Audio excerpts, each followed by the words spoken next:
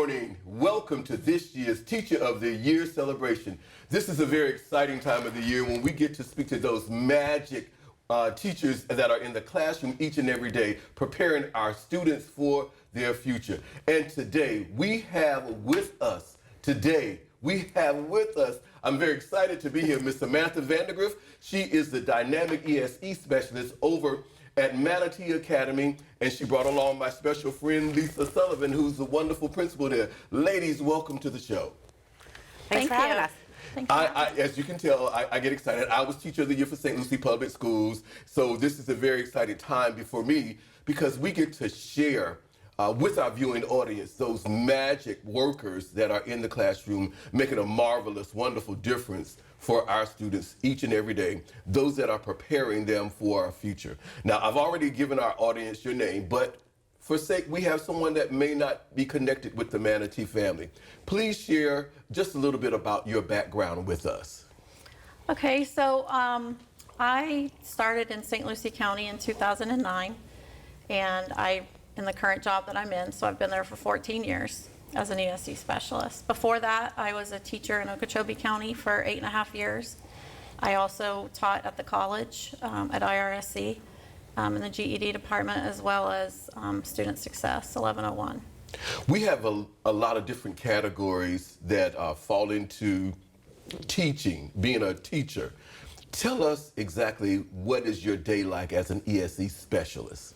So as an ESE specialist, I'm holding lots of IEP meetings every day. I'm working with teachers on concerns and any kind of troubles that they might be having with students. I work with students directly as well when they need something. I'm kind of their person that they might come to if they're not feeling confident with teachers.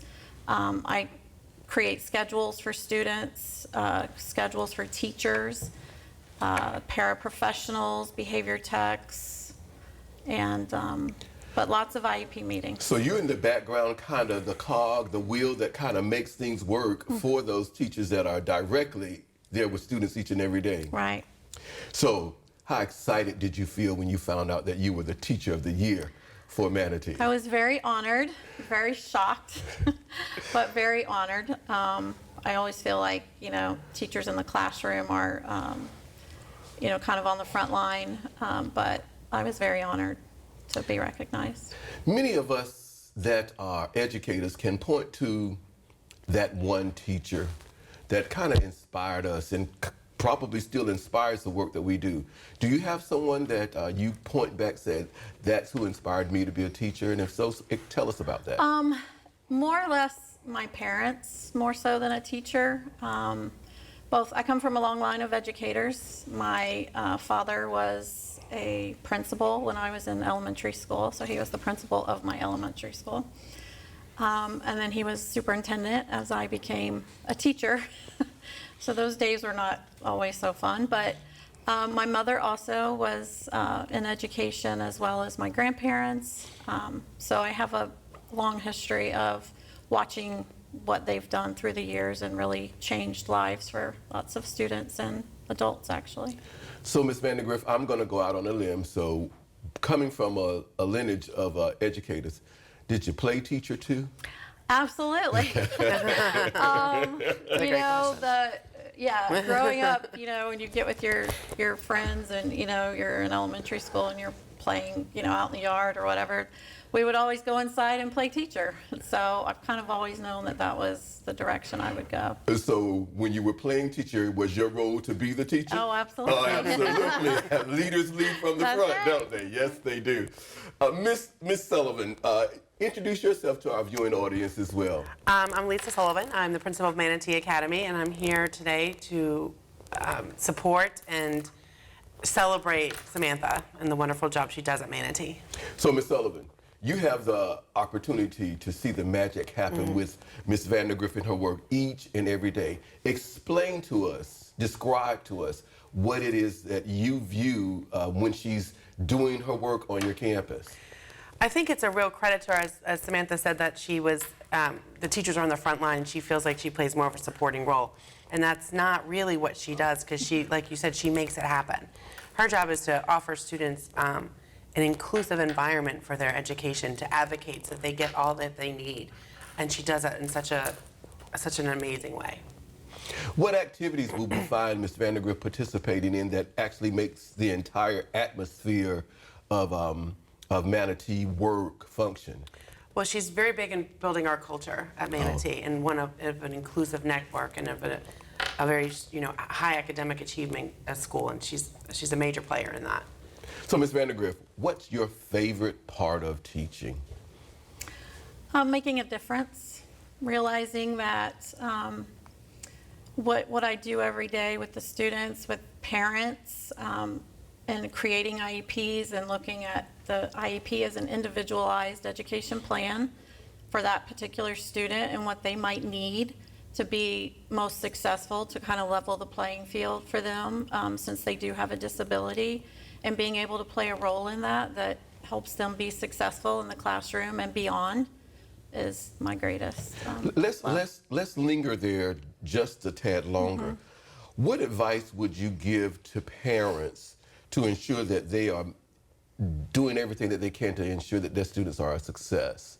Well, I think the biggest thing for what I like to talk to parents about and in my IEP meetings, realizing that just because your student has a disability, do not allow it to be an excuse. There are lots of famous people, there are lots of inventors, poets, athletes that have, actors even, that have disabilities that have gone on to be very successful. And that's kind of what I instill in the students as well as the parents. Is there something new and or exciting that you're working on this year? I actually have been in contact with, I'm trying to get more of a compassionate role going with some of our students, so that some of our more disabled students can participate in the general ed setting more. So I have worked with, looking to work more closely with a lady who has developed some curriculum based on teaching that kind of compassion for students, to the general ed students that might not understand what a disability in a student is. We're just a couple of years past our dealing with COVID, and COVID caused us to make some major shifts in some of the things that we do. How does your role as teacher, how has your role as teacher, ESE specialist, kind of evolved over the years as it relates to how we function post the time that we were out with COVID? Okay, so I would say in that role, a lot of it has to do with our parent involvement. So we do offer for our parents, and we always have, we never stopped, other than the time we were obviously at home, offering for our parents to come in for meetings, for our IEP meetings. I feel like that really sets a tone for the student, the teachers to kind of get to know the parent, kind of understand maybe, I've seen lots of tears in IEP meetings where, once the teachers really understand what's occurring with the student. So we really encourage the participation by the parent. And honestly, over COVID, when we were home, I did have 100% participation in my IEP meetings, which was very successful. And I have looked to continue that. So I would say, honestly, the increase in the amount of parent participation since COVID has gone up, because I think parents didn't really always realize that they could participate by phone, and now they are. Well, I like to think that COVID was not always a bad thing for us. Right. It helped expand the work that we can do. Ms. Sullivan, describe Ms. Vandergrift for me using 3 adjectives and then tell me why. I would go with kind, compassionate, and definitely dedicated to our students, to our community, especially to the educational level that our students receive and services they receive at Manatee Academy. So, Ms. Sullivan, what makes Ms. Vandergrift the perfect candidate for Teacher of the Year? I think it's her overall commitment, like I had said, to the students, that it's all the parts that come together for Samantha, in that she not only supports the student, but she supports the teacher to make sure that classroom environment is what all students need. So it's like the complete package. It's not just the delivery of the instruction, it's the supporting of the instruction as well. Ms. Vandergrift, when did you first fall in love with teaching? Probably as a child when we were playing teacher. I really fell in love when I noticed the difference that you can make in a student's life. I've seen my mom died 14 years ago today, actually. So, and the amount of support and people that came out at that time and told us how much of a difference that she made in their life. I mean, how could you not? Continued prayers and Yeah. condolences to you, Thank but you. what a way to celebrate your mom. Absolutely. During Yes. the Teacher of the Year interview Absolutely. on Wonderful. today. Yes, Absolutely. yes. So what impact do you see you're making on a student's ability to be college and or career ready? Well, we work within the IEP. We do plan for goals for the student to be able to participate in gen ed as much as possible with accommodations that they might need. We also look at employment goals for them. We look at the career opportunities that they might have in high school, some of the classes that they could take to kind of get ready for what they might be interested in, and maybe taking some job skill training opportunities that they will have through the vocational rehab. So what advice would you give to a first-year teacher or a person contemplating being an educator? I would honestly say to really get to know your students, be compassionate, be understanding, really get to know who they are and what motivates them. I think it's the biggest key. So, Ms. Sullivan, is there anything else that you want to share with us about Samantha Vandergriff, your Teacher of the Year? Just that she is such a fabulous representation of what we do in St. Lucie County, and I'm just so proud of the work that she does and proud to work with her at Manatee. Awesome, awesome. So, Ms. Vandergriff, your selection as the Teacher of the Year could lead you to be the Teacher of the Year for St. Lucie Public Schools.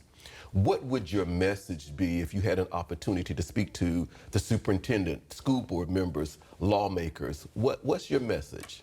I would really just think that focusing not so much on testing, that would be another opportunity for new teachers to not focus so much on the testing, but more on your students per se, and the whole student, looking at the whole student, not just how they test and how they learn. I would really like to see us go I feel like we're going in a good direction right now with supposedly less testing coming, even though it seems like there's a little bit more right now, but So I asked Ms. Sullivan to describe you using 3 adjectives. So I'm going to turn the tables on you, Okay. and I'm going to ask you to describe yourself with a hashtag. Hashtag. I would say, and this is a saying that's hanging in my office actually, work hard and be nice to people. Hashtag work hard and be nice to people. Excellent. Kindness matters. Kindness matters, exactly what I a like teacher it. does each and every day. So, if I ask you to finish this phrase as we wrap up, the world needs. The world really needs more kindness, needs more understanding of everyone coming together and really understanding each other and not always blaming each other for things, and trying to be more compassionate with each other. Well, there you have it, ladies and gentlemen. Our wonderful Teacher of the Year for Manatee Academy, Miss Samantha Vandergriff. She Hey. brought along my awesome friend Lisa Sullivan, the Thank you dynamic for principal having me. there. Thank you for having me. Thank you both for sharing this Thank time, and thank you for letting us introduce some of the wonderful work that our teachers are doing and those that are representing those schools as Teacher of the Year this year. Thank you. you. We are St. Lucie Public Schools. We are accoladed, recognized, accredited, merited. We are innovators, builders, career-driven, future-forward leaders. We are community-focused, partners, mentors, contributors. We are historic, unique, extraordinary, admired. We are champions, energetic, competitive, game changers. We are artists, dancers, designers, musicians. We are diverse, inclusive, collaborative, empowering. We are caregivers, protectors, supportive, attentive. Today's learners, tomorrow's leaders. We are St. Lucie Public Schools.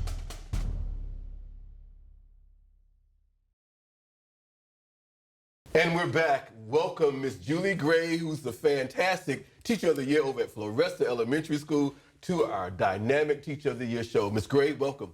Thank you. Welcome. She's brought along with her our awesome friend, Miss Wilkie, who's the dynamic principal there. Miss Wilkie, welcome to the show. Good morning, and thank you. I get excited every year that I have an opportunity to work with the show because as the past Teacher of the Year, I think it's so very important that we highlight educators and share them with our viewing audience. So with that, give us just a little bit about your background, Miss Gray. Well, for my background as a kid, I was tutoring in 7th grade just because I liked doing it for neighborhood kids. It kind of stuck. I decided I wanted to teach. I was originally thinking about teaching the deaf. I have over half my hearing loss, so I thought of that, and I ended up going into regular teaching. It was difficult for me at first. I ended up quitting, went back in my early 30s, and graduated with honors. And I've been teaching elementary, and before I even did that, I was a preschool teacher and a school bus driver at different schools. Awesome, awesome. So Thank I've you for done it coming a back. lot of years. We I've been wouldn't in be it for about celebrating you 41 today. years. Yeah. How long?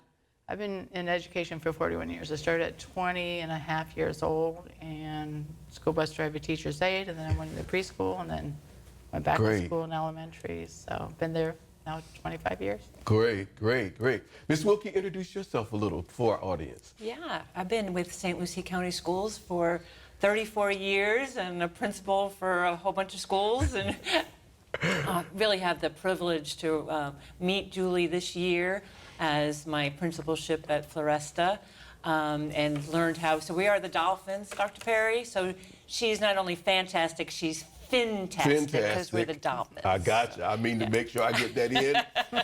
So to the fantastic Miss Gray, how excited were you when you found out that you were the Teacher of the Year for Floresta? I was shocked. I was real surprised. It was a great honor. I think when our colleagues choose us, it shows that others are taking a note of the work that we do.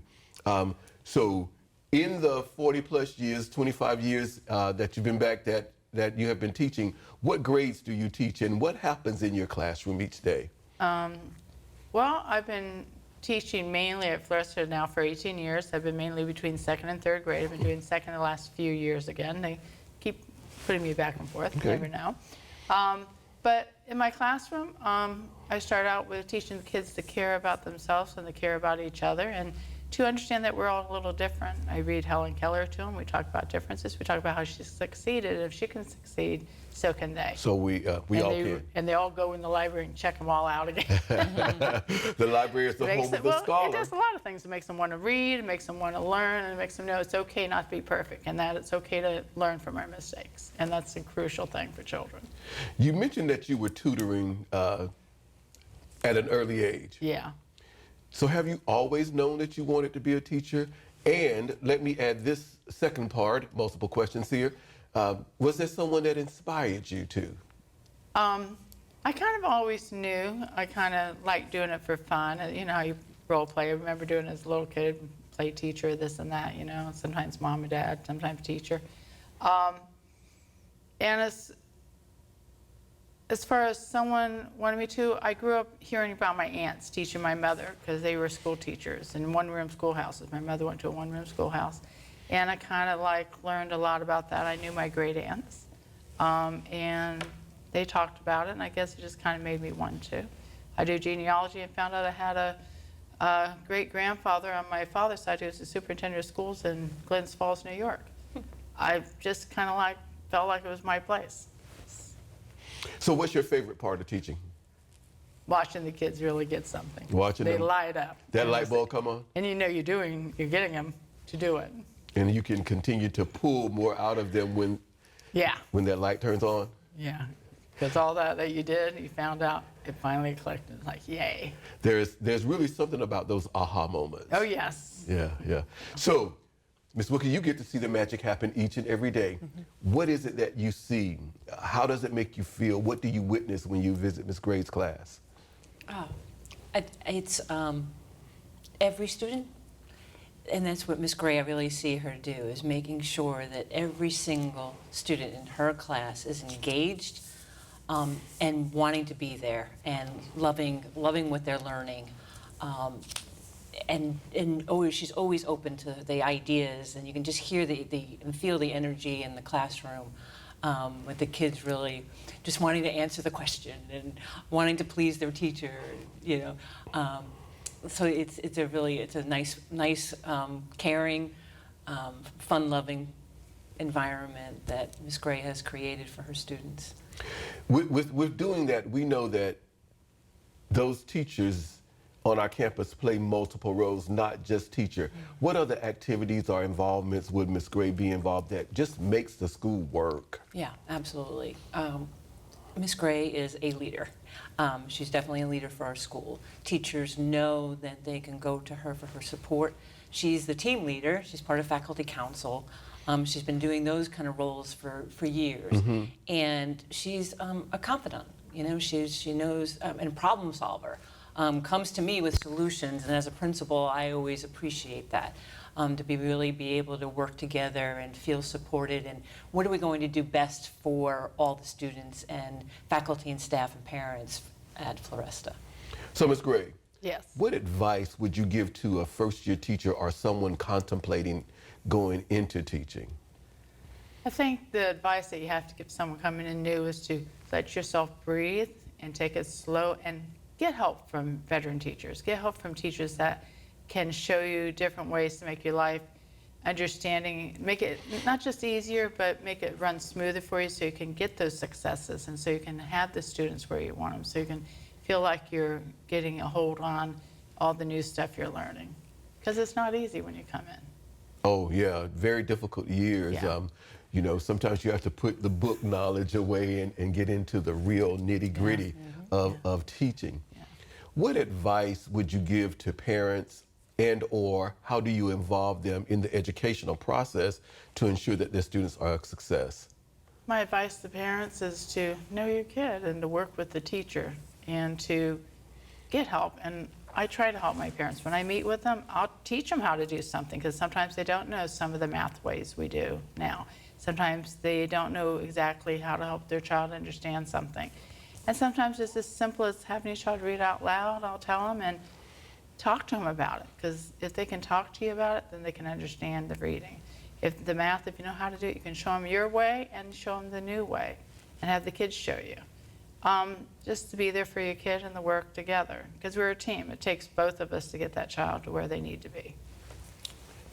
If you could have a surprise guest visit your classroom to share with your students, I know you mentioned the book that you read to them, you know. If you had who would that person be and why? Oh, that's a good one.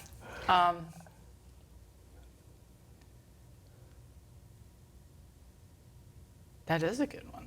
Makes me think, if I could bring someone back to life, it'd probably be Helen Keller, because she would let them know that no matter how hard it is, never give up. Yeah, remarkable story. Because if you don't give up, even if it's hard, you will get to where you want to get. Even if it takes you an extra day or two, you'll still get there.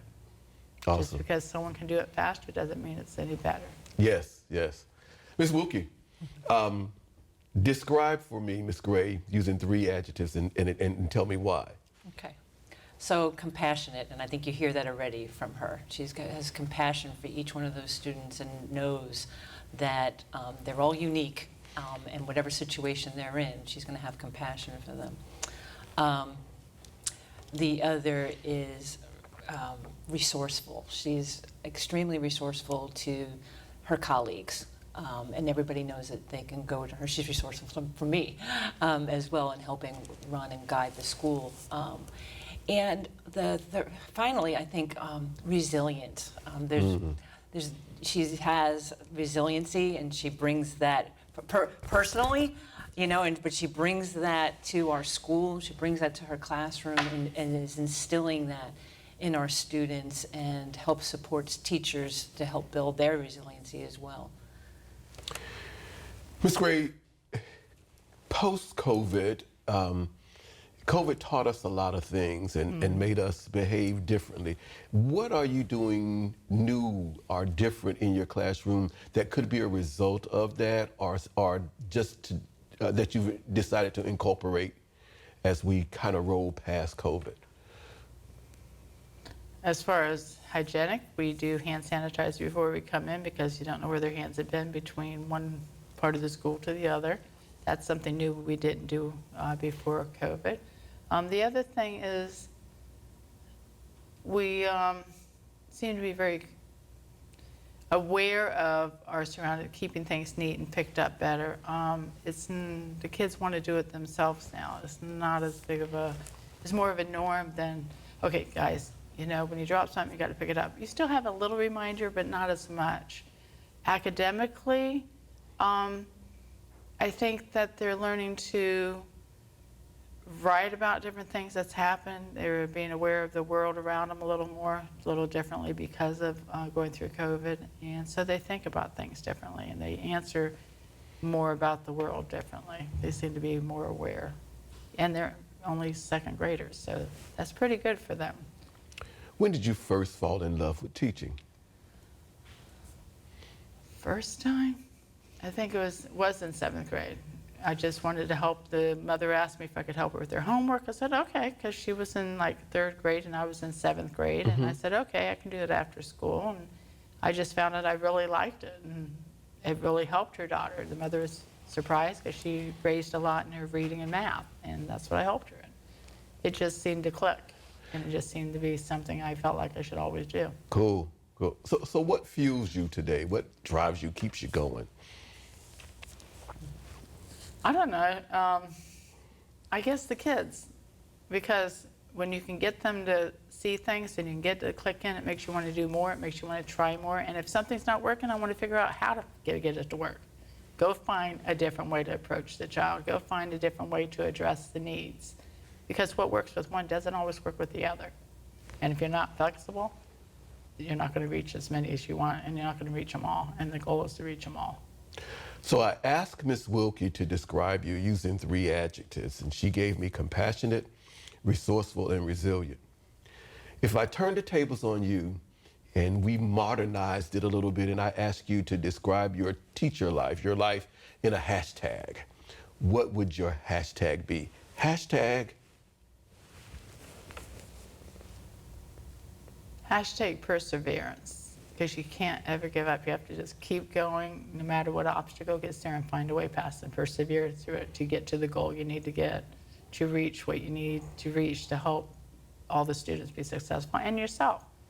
You know, always look for something to make it better. Always look for something to help the children, because that's the goal. One of my favorite words is in the opening of my dissertation. I am perseverance. So I love that. Hashtag perseverance, yes. So, Ms. Wilkie, what makes Ms. Gray the perfect candidate for Teacher of the Year? She's definitely represents educators. I think everything that we discussed today embodies what an educator is, and just that the love and the passion that she has for students and wanting them to get that knowledge, but not just academically, but you know, as a person, and have them develop and become, you know, people of society, and be able to operate within our society. And then her support for her colleagues. I think that's really goes a long way. And the understanding of building that culture for a school and having us all work together and collaborate, those are really her strengths, and that says a lot for an educator. I've asked you a few questions that gave us a lot of information. So I'll ask you to just sum it up. Is there anything else that you haven't shared with us, Ms. Wilkie, that you want to tell us about your wonderful Teacher of the Year, Ms. Gray? Ms. Gray makes people smile. And I tell you, this morning we had a faculty meeting, and we presented Ms. Gray with a Teacher of the Year dolphin shirt, you know, from Floresta. And the ovation that she received from her colleagues is just testament of everything. So they chose her for a reason, and they're very pleased and excited for her. So, Ms. Gray, Yes. you serving as Teacher of the Year makes you the ambassador for your school. Yes. If you had an opportunity to speak to the superintendent, to lawmakers, to parents about education, what would your message be? I think my message would be is that you need to, not so much the superintendent, but especially the government people and even parents sometimes, is to really put your foot in the door and walk in and know what's going on in the schools for real. Know what the teachers do, know what the children have to learn these days. Know what goes on in the schools so you can be more of an activist to help the schools, to help the students and the teachers. Because sometimes they don't do that. Sometimes they don't walk in and really learn it. Sometimes they remember what they did 40 years ago in school, and schools changed a lot. And as far as the superintendent, always be there, always be in the schools, always know what's going on. And if you keep that, then you're there working with us and helping. And make us a team, because we are a team, because without being a team, you can't make it work. Finish this phrase for me. The world needs. The world needs very educated people so that we can be successful, so that we can have a world that eventually will be very cooperative with each other, peaceful, and get rid of the hatred. Ladies, thank you. Thank you. Thank you for being fantastic and celebrating with us today your selection as Teacher of the Year. Ms. Wilkie, thank you for joining us as well, and we are really excited about what's to come for Floresta and this fantastic staff. And congratulations again Thank on your you very selection as much. Teacher of the Year. Thank you. We are St. Lucie Public Schools. We are accoladed, recognized, accredited, merited. We are innovators, builders, career-driven, future-forward leaders. We are community-focused, partners, mentors, contributors. We are historic, unique, extraordinary, admired.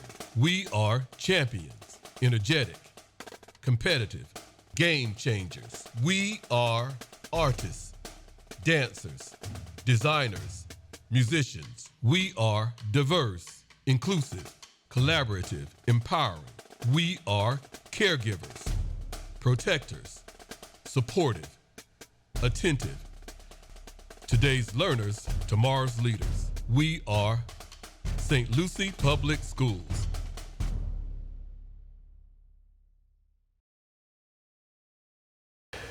It is my pleasure to welcome at this time the wonderful Teacher of the Year for Southport Middle School, Miss Samantha DiGiacomo. Welcome to the show. Yeah. Hi, how are you? I'm wonderful. And she's brought along our wonderful friend, Susan Seal, who's the awesome principal there. Miss Seal, welcome to the show. Thank you, Dr. Perry. So, Ms. DiGiacomo, I get excited, and you'll be able to see that, I hope, because I was once Teacher of the Year. I was sitting in the same spot that you're sitting in. But I think it's really neat that our system continues to celebrate teachers, and the education profession in this manner by introducing some of our fantastic teachers to our viewing audience. All of our friends over at Southport know you, but for our viewers, would you just briefly just give us a little bit about your background and how you became a teacher? Okay, so I teach 6th grade science, and I would say that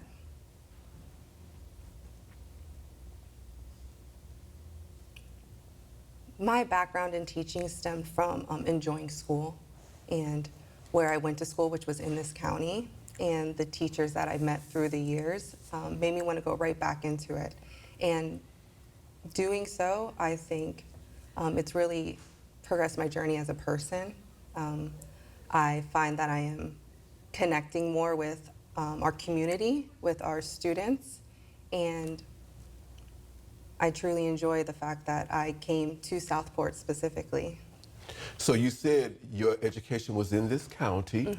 Did you graduate high school here? Yes, Treasure Coast. Treasure Coast High School, Titan Titan Born, Titan Red. Yes, Yes. yes, yes. You know, I have to, now see, I got even more excited because we have one of our own that came right back here to teach, and that's just wonderful. It really makes a difference when you grow up here. You understand the community, you understand the system, and you really want to give back. So thank you for being one of our own. I'm sorry. Okay, I better calm back down, right? Okay. So you talked about teachers along the way. Can you point back to someone that maybe inspired you, or a few teachers that maybe inspired you to become an educator? I can point back to the exact teacher. Okay. It was at Southern Oaks Middle School, and her name was Miss Baird. And she actually really inspired me to be in this profession, because every middle school was hard for me. So being a middle school teacher is very cherished for me, because I know how difficult it is to be in middle school and get on that bus and not have the right support systems, and then get to school and have the best homeroom teacher you've ever met, and somebody who saw me when I was sad. Sorry. That's okay. And really made me want to get up in the morning, made me want to write. So I became an English major. My minor is actually in English. And that's who I can look to anytime I think, what can I do for that student? I look back to Miss Baird. What did she do for me? And it was, hey, why don't you do this writing prompt instead of this one, because you look sad today? Or why don't you read this book, because I see that you are uplifted. And that is the reason. That is the exact reason I'm here. Well, I'm going to stop right now and say thank you, Ms. Baird. We really appreciate you and the work that you did in the wonderful life of Yes. Samantha as a student in middle school, making a difference, and now she's paying it forward by doing the same thing. So, what's your favorite part of teaching? The relationship building, definitely. SEL, that's my favorite. Wednesdays are my favorite day at school, because I think if you build a relationship with the students around you, then your classroom, your curriculum, your scores, that just flows with you. And SEL, this is only my third year in the district. And my first year coming in, we were introduced to SEL. And right away, I realized that's the end with these kids. Learning their interests, learning if they're happy or sad, their levels for the day. And I think that's the most important, my favorite part about teaching, is building relationships with my students. So, Ms. Seal, you have an opportunity to witness the magic happen in Mr. Giacomo's class every day. But before we talk about that, introduce yourself, just in case some of our viewers don't know who the awesome Ms. Susan Seal is. Thank you. I am Susan Seal, and I am the proud principal of Southport Middle School. And what is it that you see? What do you witness? And now, how does it make you feel when you visit Mr. Giacomo's class? You see energy from both ways, from both Mr. Giacomo to the students and back to her, and you see enthusiasm, again, from the students to her and for her to the students. You see students that are engaged in learning and enjoying the reason that they're there. So, with that being said, we know that for Mr. Giacomo to be the teacher of the year, she's involved in the makeup of the campus. What other activities would we see her involved in? So Mr. Giacomo really stepped up this year and became the PBIS chair, which is amazing and probably takes up more time than any other positions that I can think of on campus that our teachers hold. She's truly taken it to heart. Our students are very engaged in our school, and she constantly is using the relationships that she forms with students to find out how we can better our program and how we can encourage more students to become model citizens in our school. Mr. Giacomo, if you had an opportunity to speak to someone contemplating becoming an educator or maybe a first-year teacher, what advice would you share with them? That's a great question. Be kind to yourself.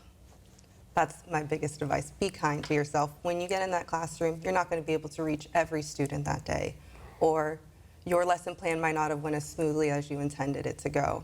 But be kind to yourself. It's a new start, a new day the next day. You know, follow the same advice you would give a student. Try again tomorrow. Try to make that connection the next day. Assess yourself, but be kind. And with that being said, what advice would you share with parents to help them be involved in their child's educational career and to ensure that their child will be a success? I think school is a partnership. So between the student, the teacher, and the parent, or the family that's involved in that moment.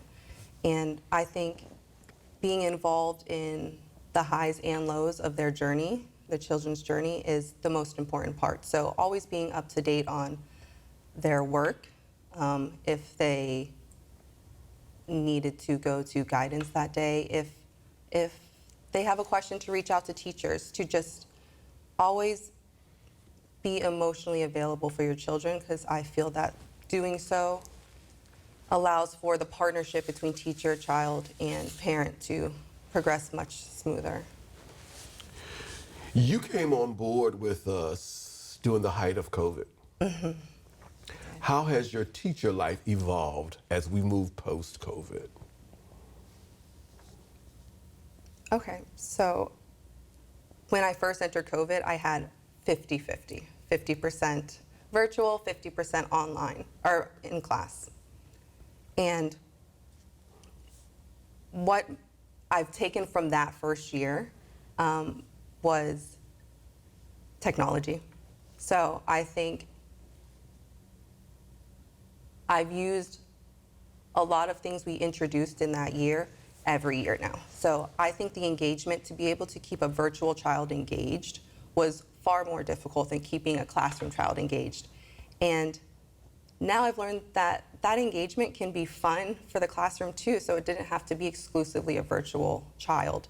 And I use a lot of technology in my classroom now, on laptops, Nearpods, and I feel that that's what I've taken from that COVID era, for sure. Ms. Seal, describe Ms. DiGiacomo for me, please, using 3 adjectives, and tell me why those 3. You know, I always love this question, Dr. Perry. First of all, her positivity.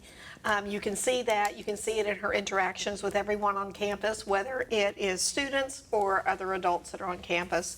Second, she's a problem solver. As I stated, she has taken on PBIS, and both of the administrators are new on campus this year. So there's a lot of things that we're not aware of how they've been done in the past. So not only is she able to help with problem solving for us, but she also is great at coming up with new ideas that we can use. And finally, I would say the fact that she's a true learner. She never hesitates when something comes her way to take on a challenge and learn from it and make each situation better than it was before. Mr. Giacomo, when did you first fall in love with teaching?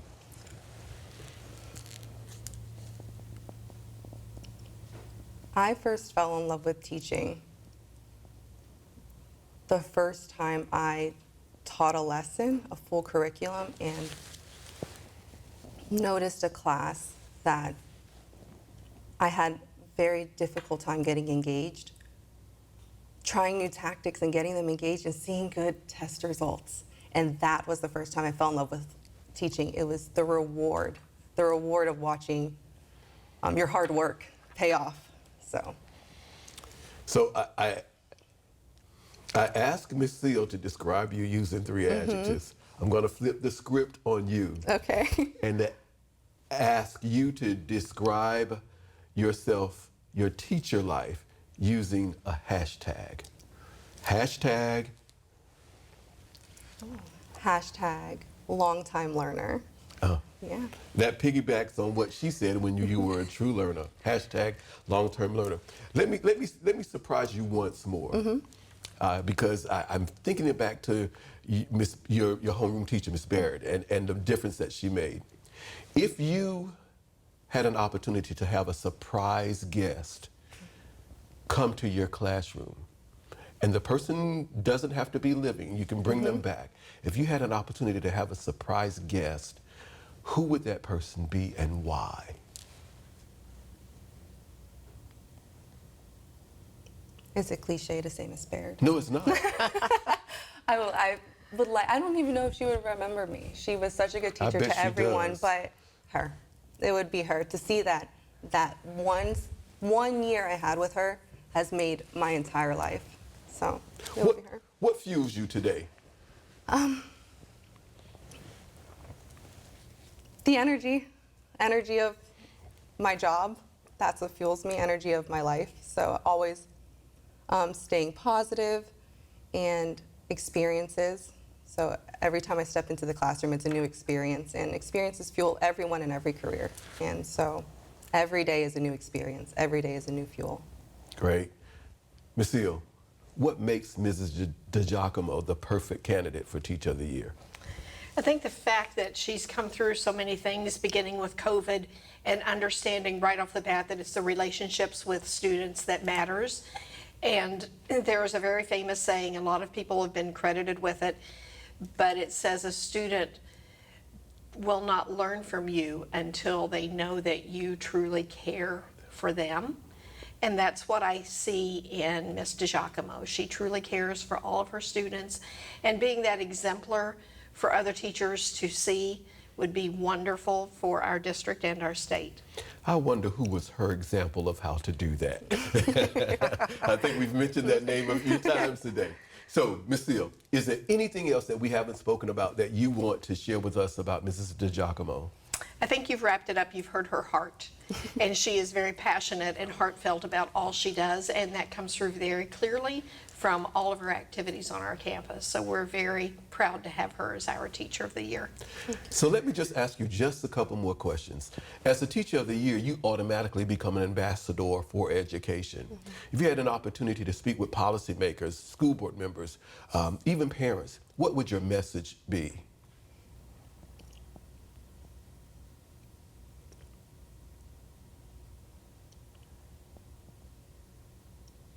My message would be that it would be beneficial to our children to align the curriculum with their social and emotional learning as well. And that's something I would work towards. So, finish this phrase for me. The world needs More empathy. more empathy. There you have it, ladies and gentlemen. Please help us congratulate the wonderful Ms. Samantha DiGiacomo. Dr. Perry. Congratulations on your selection as Teacher of the Thank Year. you. Ms. Seal, thank you for joining us. And again, it's been a pleasure speaking with both of you. Thank you, you too, Dr. Perry. We are St. Lucie Public Schools. We are accoladed, recognized, accredited, merited. We are innovators, builders, career-driven, future-forward leaders. We are community-focused, partners, mentors, contributors. We are historic, unique, extraordinary, admired. We are champions, energetic, competitive, game changers. We are artists, dancers, designers, musicians. We are diverse, inclusive, collaborative, empowering. We are caregivers, protectors, supportive, attentive. Today's learners, tomorrow's leaders. We are St. Lucie Public Schools.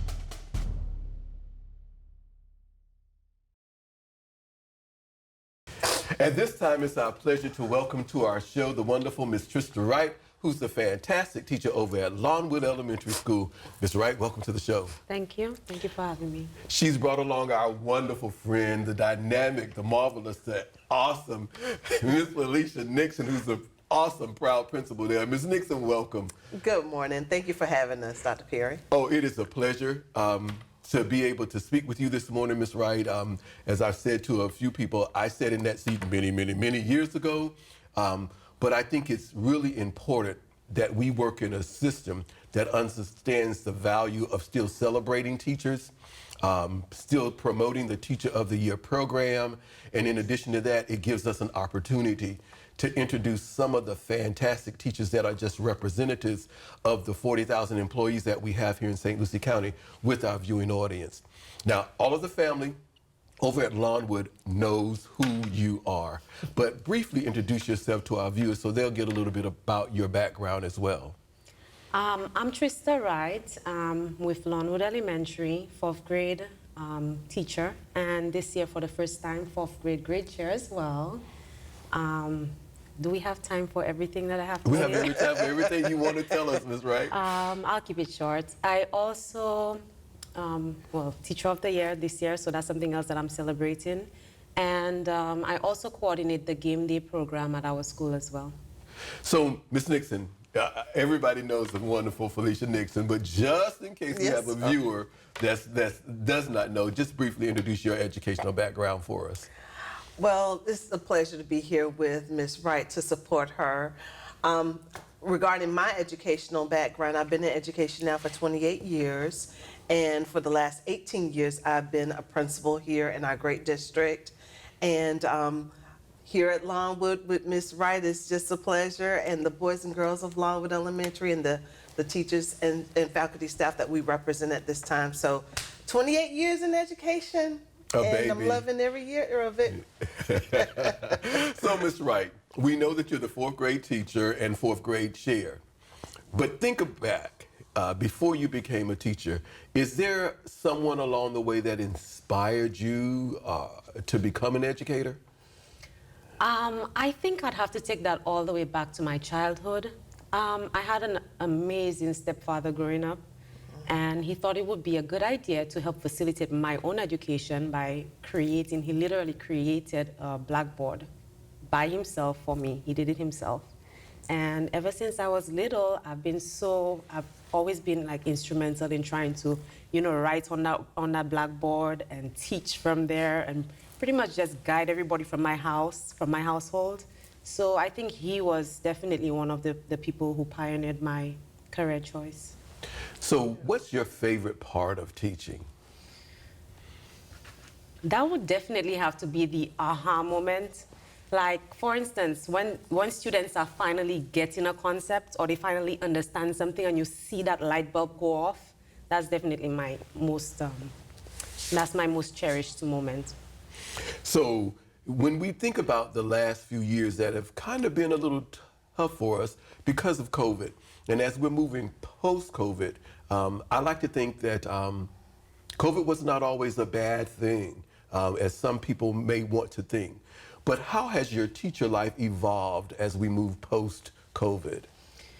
It really has evolved. I agree. It's not only cons with COVID. There are a lot of pros as well. The onset of COVID definitely took us more into a technologically savvy era. I mean, we still do a lot of our traditional teaching, but we're more on par with technology in the classroom now, and having our kids on these computers, on those programs, facilitating their education as well. So tell me, how excited were you when you found out that you were the Teacher of the Year for Longwood Elementary?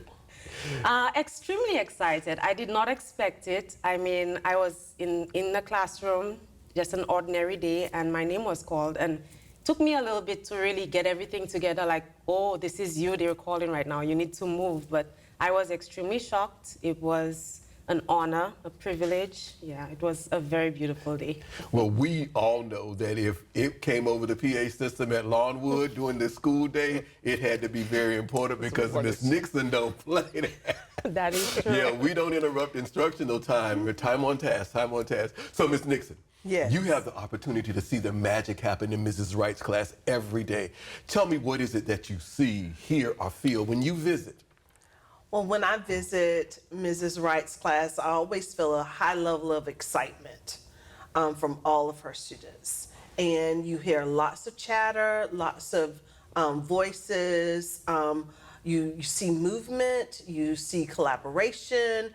She's facilitating always. And you also see students who are empowered because they participate and they are willing to take a risk. It might be the wrong answer, but they're willing to try and make the effort. So there are so many wonderful components of effective teaching and continuous learning taking place in her classroom. We know that for a person to be selected as Teacher of the Year, they must be involved in the total operation of the school. They just help the school work. What is it, those other activities that we see Mrs. Wright involved in on the campus? First of all, Mrs. Wright is well respected by her colleagues, the parents and the students. She believes in kids, and yes, she is a leader within the game day after school component, but there are so many other components that she participates in as well. She is our grade cheerleader. She also serves on the PBIS team. She helps coordinate events for her grade level and for the entire school. We can always count on her to participate and also facilitate student-led conferences. She's also a leader in regards to technology. She's willing to help other teachers to learn how to utilize different tech components, and she has also helped me as well, Dr. Perry, to improve my tech skills. We can count on her to lead collaborative planning sessions and for the teachers to feel confident that they will leave with a product. That's the whole point of collaborative planning, and Mrs. Wright will do whatever, if it means staying up at night or coming early to prepare for collaborative planning. She does a lot in order for those sessions to be fluid and for our time to be used wisely. Also, she is a model teacher. We schedule classroom visits where teachers get to observe each other. She's always top requested, and she is that teacher that the coaches rely on to be the model to show teachers how to effectively utilize strategies to support student learning. She's an example in every way. So, Ms. Wright, if you had an opportunity to speak to someone that was contemplating being an educator or a first-year teacher, what advice would you share? I think I'd give them 2 pieces of very valuable advice. Firstly, foster those relationships with your students. You need to have a good relationship with your students. They need to trust you. You need to trust them. And that's definitely going to, it's going to set the path for the rest of your year. Secondly, I would say to rely on those veteran teachers. Those teachers who came before you, who's been in the school environment, who know what to expect. It's very important to lean on them. If you have anything that you need help with, don't be afraid to ask. Go to them and try to get as much information as you can from them, because they're the backbone of the school. How do you emphasize involving families, parents, in the child's education? That is one of my, the biggest things that I do in my classroom. My parents are an extension of my classroom. I think at some point, if you involve parents, then the students are a little bit more on task, because they know that you have that relationship with their parents. What I do is I use a lot of services that are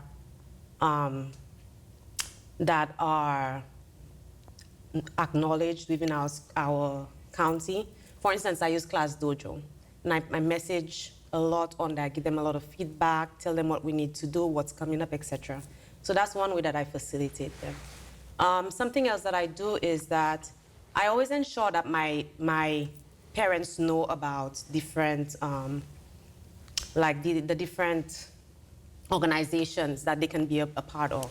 So for instance, School Advisory Council, parent-teacher organization, these things are very good outlets for them to be able to say what they want in our school, be a part of the actual day-to-day of our school. So I always encourage them to be part of that as well.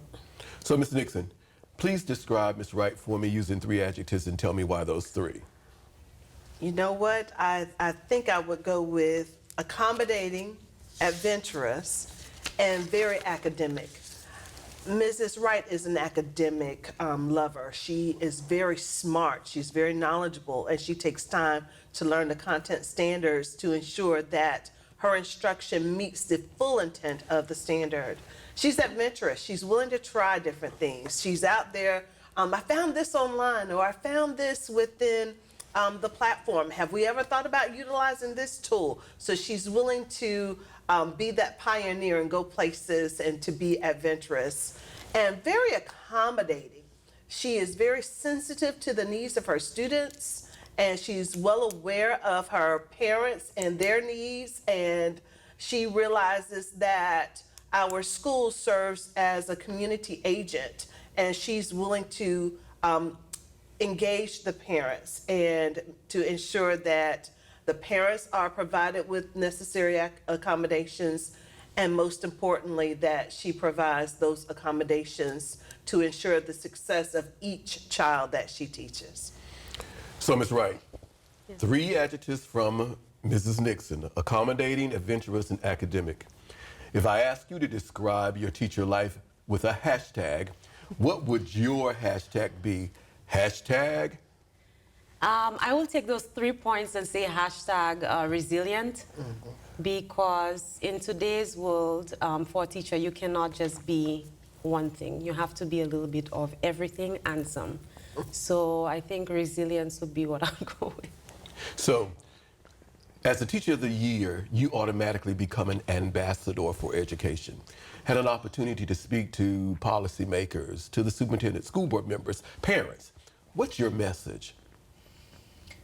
Okay, so I would encourage them to keep their eye on our school district. You know, it's very important to not just do whatever is already, you know, whatever is already, I'm sorry. It's okay. Whatever is already in the works. It's not okay to just do that. It's okay to facilitate that, but we need to do even more. We need to see where these other districts are, and we need to try to get ourselves on top. We need to always be the prevailing district. We need to keep pushing, keep our schools and our students and their education forefront. Finish this phrase for me. The world needs. The world needs more love, always. If you come from a place of love, everything will work. If you're doing it because you love it, it'll work. If you're doing it because you love the students, it'll work. So the world needs more love. I think Dionne Warwick said it best when she said what the world needs now is love, sweet love, yes. Ms. Nixon, thank you for joining us. Mr. Wright, congratulations on your selection as the Teacher of the Year for Longwood Elementary. And thank you both for sharing this time with us and our viewers. Thank you so much. Thanks for having us. We are St. Lucie Public Schools. We are accoladed, recognized, accredited, merited. We are innovators, builders, career-driven, future-forward leaders. We are community-focused, partners, mentors, contributors. We are historic, unique, extraordinary, admired. We are champions, energetic, competitive, game changers. We are artists, dancers, designers, musicians. We are diverse, inclusive, collaborative, empowering. We are caregivers, protectors, supportive, attentive. Today's learners, tomorrow's leaders. We are St. Lucie Public Schools.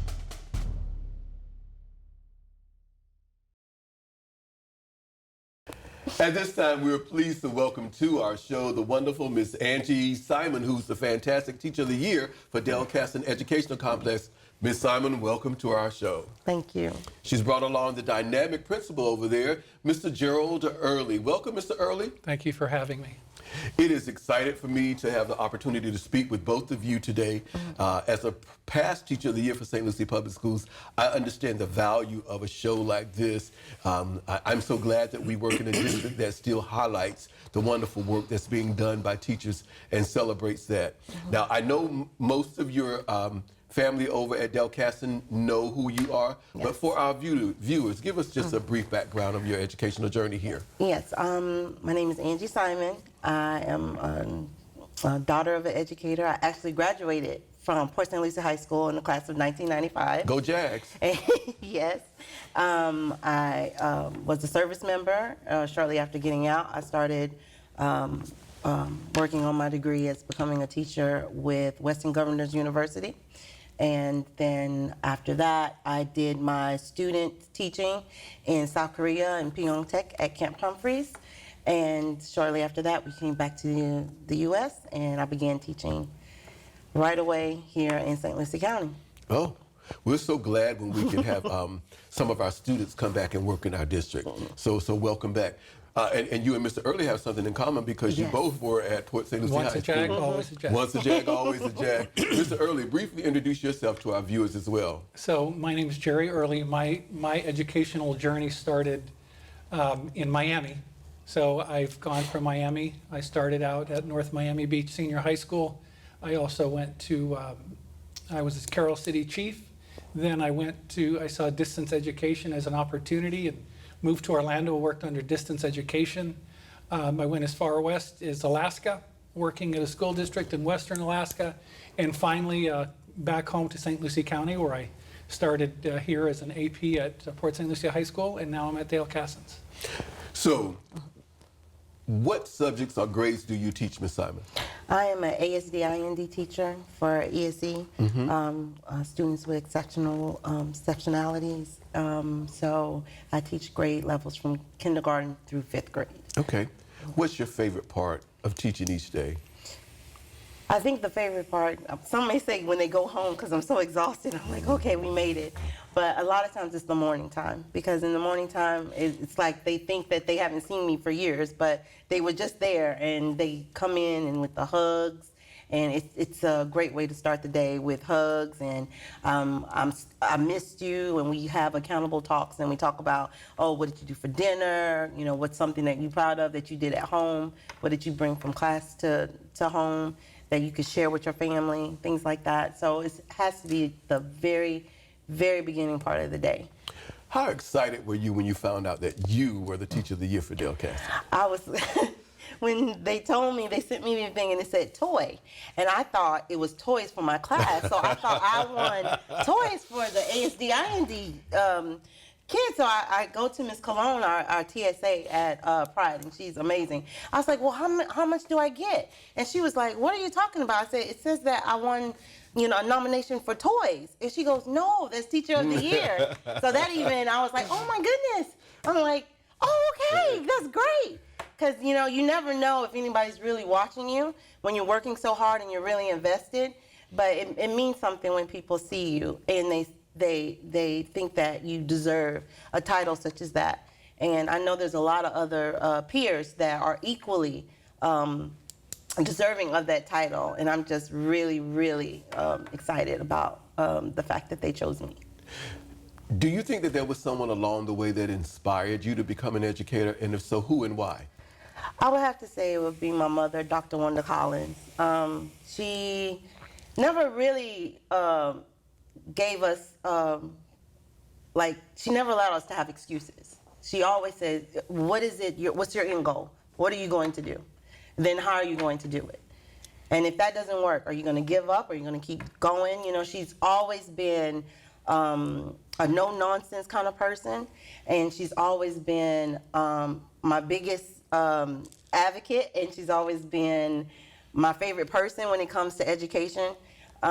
I did not have a lot of issues with education in school. That wasn't an issue for me, but socially, you know, being a very shy person growing up, it was her trying to teach me that even though my voice was small, it mattered. Mm-hmm. But it's not going to matter to anyone else if I don't do anything about it. So she had instilled into me that even though you don't get it this time, that doesn't mean it's over. It's only over when you say it's over. So I would have to be my mom. Great, great. Thank you, Wanda. We remember Ms. Collins. Mr. Early, you have an opportunity to see the magic happen on a regular basis with Ms. Simon. Tell us about the environment that she creates for students. When you walk into her classroom, you see the expectations. And the expectations are be kind, be respectful, and ask permission. When you have that as the groundwork and you see how she interacts with kids, she interacts with kids as a parent, as a mentor, as a teacher, as a mother, and any parent would be proud to have a child in this classroom. So with that said, Mr. Early, we know that when a person becomes a Teacher of the Year, they're heavily involved in the total operation of schools. What other things do we see Ms. Simon participating in that basically just helps the school operate? Well, we're unique at Dale Cassens because we have multiple Multiple campuses. campuses. So one of the things that she's done this year is involved in the faculty council piece. I get regular correspondence from Angie about how do we stay together even though we are separate, and what are the things that we can do as a community and as a school and as an instructional leader on the Pride campus. How can we stay together even though that we don't see each other daily? So the participation in those things are definitely something that she's added this year. So, Ms. Simon, we're moving to what we call post-COVID. But how have you evolved over the past few years as we went through the height of COVID Yes. and moving post-COVID? I would have to say that I realized that a lot of times we have these limitations as human beings, or that especially with ASD, IND students, when they have exceptionalities, I find that a lot of things aren't introduced to them sometimes, or given the opportunity to digest or even present certain things to them. And I found that that was a negative thing on my part, because I think before COVID, I treated more of a coddling kind of environment. And then I realized during COVID, when I gave them the opportunity, because I couldn't be right there, and we were doing a lot of distance learning, they had to be able to do a lot of things. And I found out, even though a lot of my kids were nonverbal, they could still get onto that laptop. They still could they knew their codes, they knew their passwords, they were retaining a lot of the stuff that they did in class, and were able to do those skills even across virtual learning. And after that, I just continued and built up on that, scaffolded upon that, to get them to continue to do a lot of their academics, and also bringing in a lot of social emotional learning for them, because that time they really wasn't with their classroom peers. They were, a lot of times on electronics. So they had to learn people all over again. And for kids with ASD, that social part is really difficult. So we were all learning each other and teaching each other the safe way, and loving each other and having empathy, and finding out that these kinds of things, these little tiny things, is what makes students better. It's not really something that adheres their learning. It actually improves it. So that's something that I learned post-COVID and during COVID, that empathy and giving kids the opportunity to figure it out, and not coddling so much, they really will meet that expectation. Mr. Early, describe Ms. Simon for me using 3 adjectives and tell me why those 3. I will steal one of her words. I will say exceptional, because she's using exceptionalities. I would say unique, and finally I'd say fearless. Teaching is hard. Teaching is harder today than I think it's ever been. When you work with ESC kids, with ASD and IND kids, every day is unique. You have to have a fearless mindset and a fearless mentality. Miss Simon was born to teach. So when I see that in her, that fearlessness, no matter what happens every day, she brings the same energy. She acknowledged that the morning was her strength, is where she draws her strength from. I couldn't agree more. Every day is unique. Every day she comes in with a unique and fearless perspective. So with sharing those 3 adjectives with us, Mr. Early, tell me, what makes Ms. Simon the perfect candidate for Teacher of the Year? Well, my first thought is, if anybody's in doubt, come watch her. Come watch her in action. Come see her engage with her kids. I remember someone once said, is coming to school the best part of your day?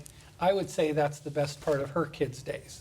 So when I think about what makes a Teacher of the Year, I would want to know that those kids, that's the best part of their day, is coming to school and interacting with a teacher like Angie Simon. Awesome.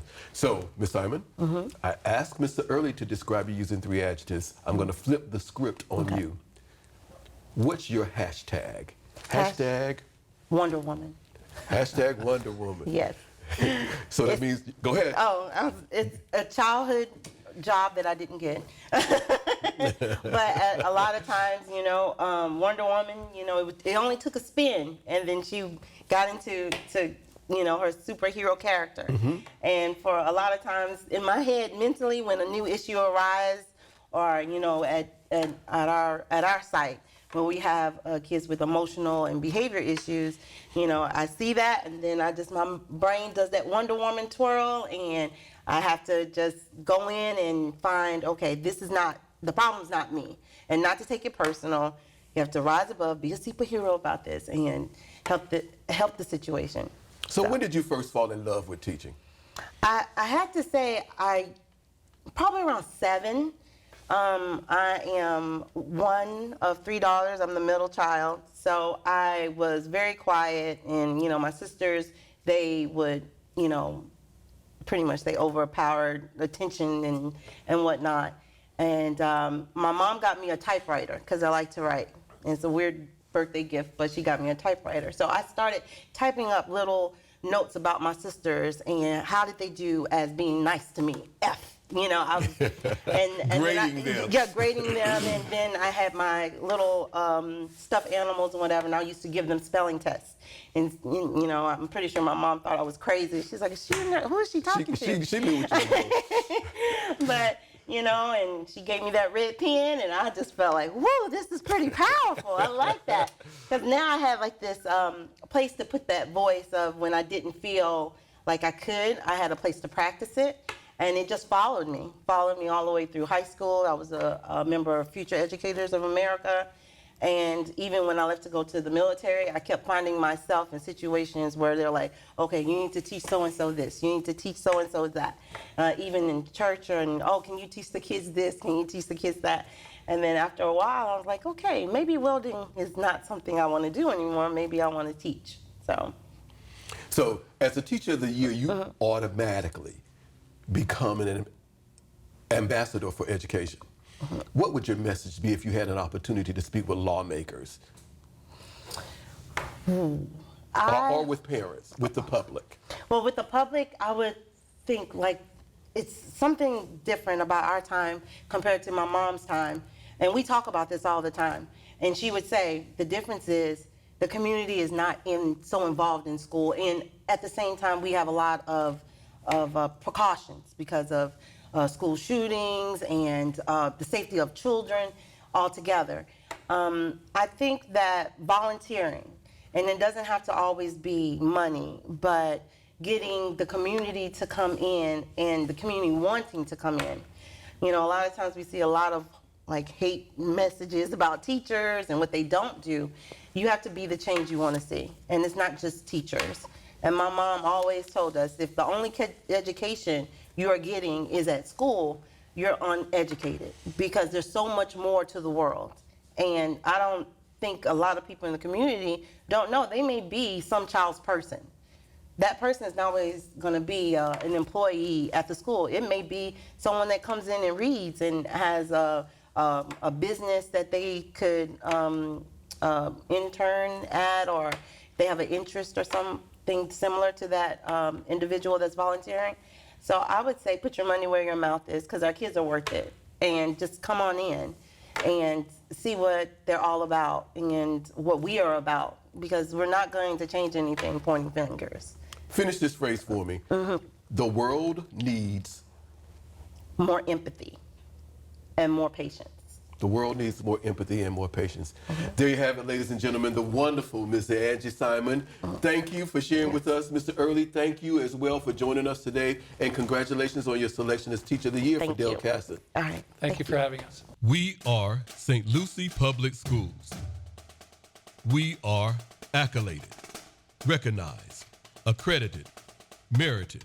We are innovators, builders, career-driven, future-forward leaders. We are community-focused, partners, mentors, contributors. We are historic, unique, extraordinary, admired. We are champions, energetic, competitive, game changers. We are artists, dancers, designers, musicians. We are diverse, inclusive, collaborative, empowering. We are caregivers, protectors, supportive, attentive. Today's learners, tomorrow's leaders. We are St. Lucie Public Schools.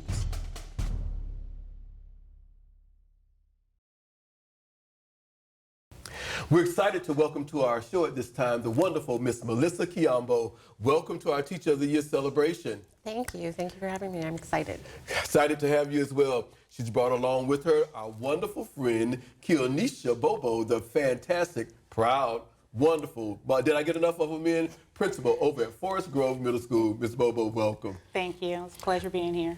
Ladies, I get excited every time I have an opportunity to work with this show because as a past Teacher of the Year, as an educator for 38 years, I understand the importance of celebrating the work that we do to make our communities better. And this is just one way that we celebrate teaching, celebrate educators, and those that are representing those of us that work in the field.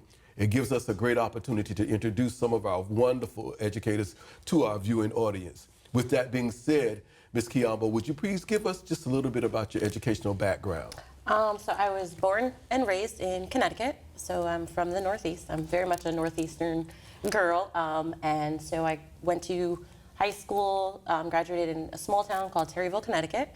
And then from there, I actually did an internship. I took like a gap year between high school and college, and I did a gap year and did an internship down in Texas, thinking that I wanted to go far away for college. I realized really quickly that Texas was a little too far, so I ended up going to school in a small private college called Naya College. It's upstate New York technically, but it's just over the Tappan Zee Bridge, so it's not that far, but it's north of the city, so it's considered upstate. And then shortly after that, I had returned for about a year before starting teaching. Middle school has always been my niche. And so I've been teaching, I taught in Spanish Harlem for 4 years, then I taught in the South Bronx. And then my husband and I, during COVID and everything, made the decision to move down to Florida. And so this is my 11th year teaching full-time with middle school, 7th and 8th grade. Awesome. Ms. Bobo, a little bit about your background for our viewers as well. So I graduated in Palm Beach County. After starting a family, we decided that St. Lucie County was the place to be to raise a family. So we transitioned to Port St. Lucie. At the time, I was in college still. So I got my bachelor's at Florida Atlantic University. I started as a long-term sub. My first school was Floresta, and I was with Miss Juanita Wright, and I was still trying to figure out the school system in Port St. Lucie or St. Lucie County. And she got me to stay. She convinced me that elementary was where I should be, even though I disagreed tremendously. But you can't tell Miss Wright no. So I stayed there for a while. I transitioned to Longwood as a teacher. After Longwood, under Miss Nixon, I then went to C.A. Moore, where I became a teacher and then a TSA. I started pursuing my leadership roles as a TSA, and being in elementary for a long time, I thought I wanted a change and needed a change.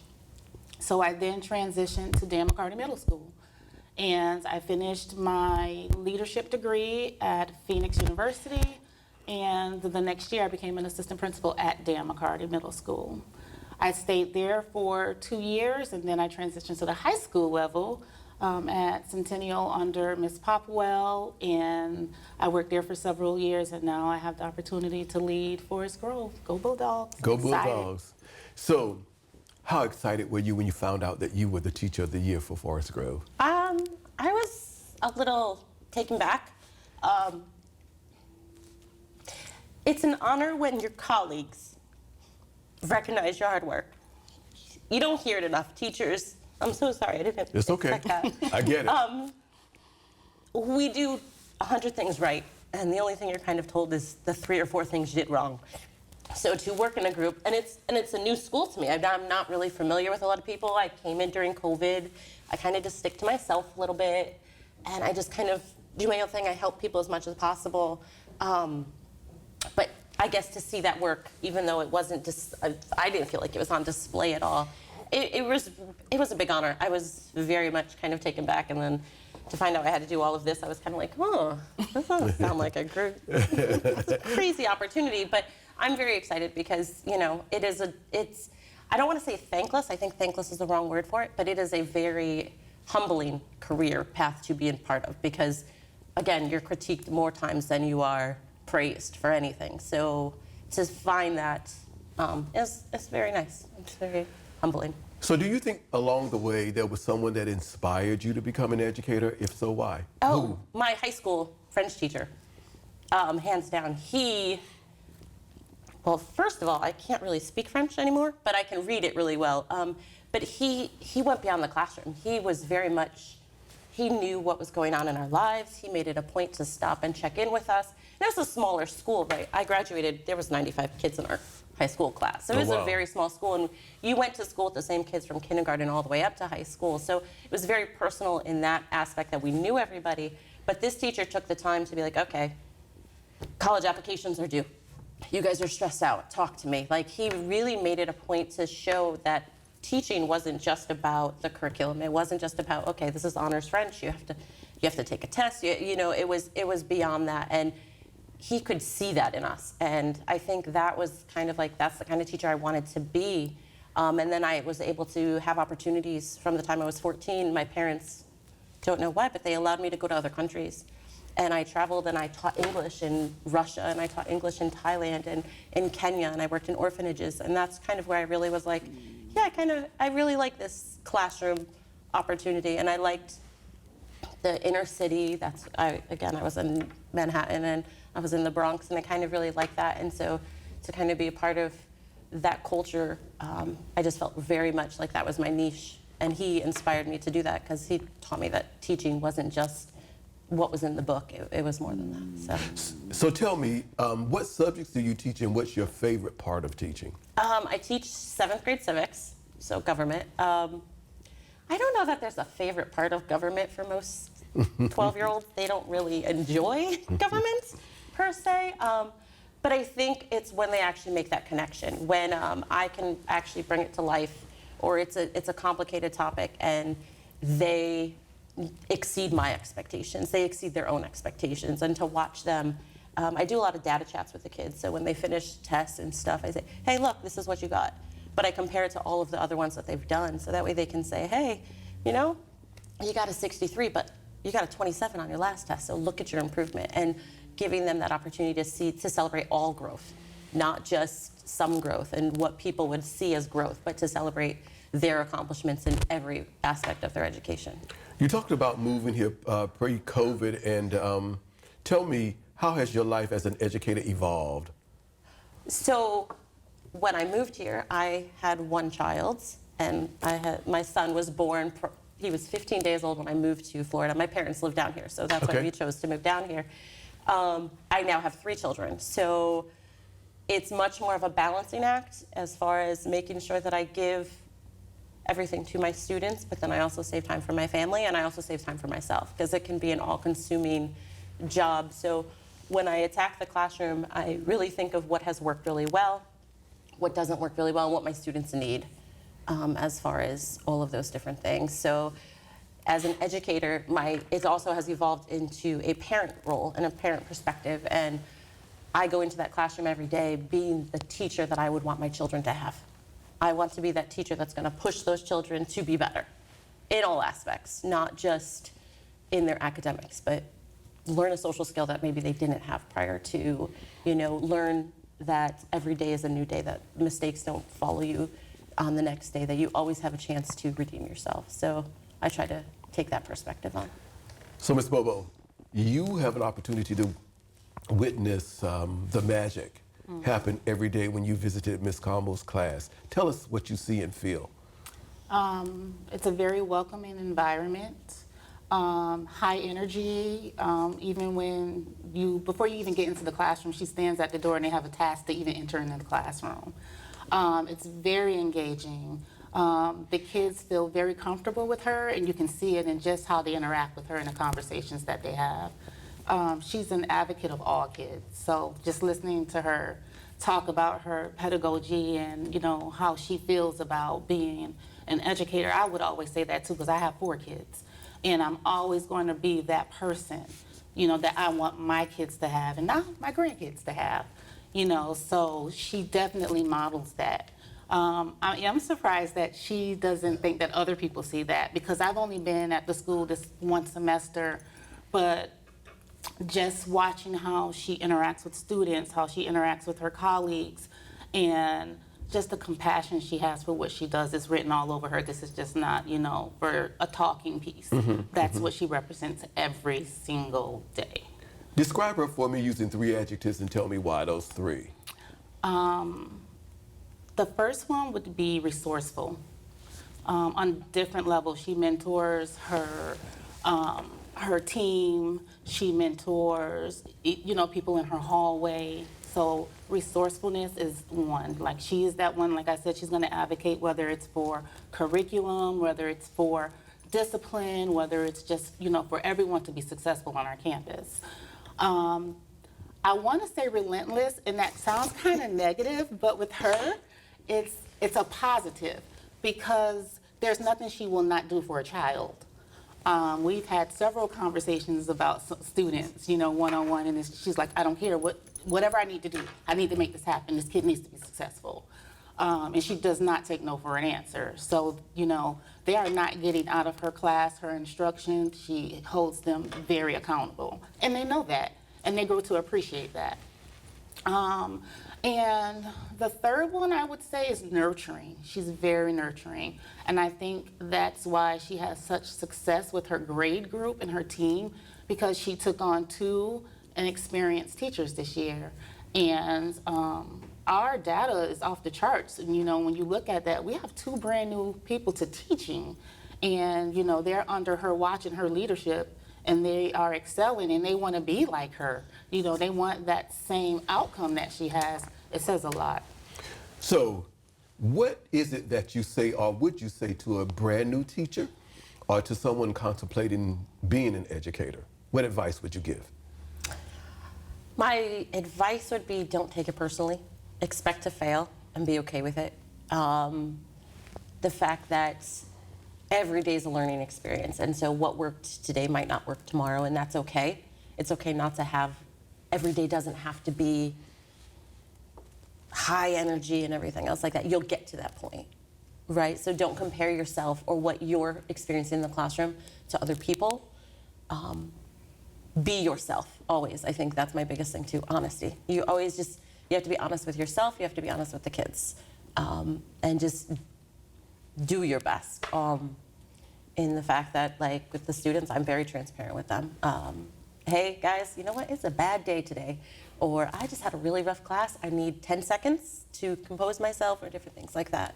But also to be relentless. I don't take that as a negative. I am relentless. I am relentless with my expectations. I am relentless with the fact that they can do more, and they need to do more. And they need to, because at some point, I told them, I said, even when you're 40 years old, my voice will be somewhere in your ear saying you can do it. And to, at some point in your life, you're going to need that push. So, yeah. So I asked Ms. Bobo to describe you using 3 adjectives. Flipping the script on you, and tell me, what's your hashtag as a teacher? Hashtag? High expectations. Hashtag high expectations. Yeah. So with that and being relentless, when did you first fall in love with teaching? I want to say almost right away. I really found it fulfilling from the time that I started. I was very overwhelmed. I'm not going to lie about that. I've been in most schools I taught in are Title I, low resources. You have to kind of get creative with different things.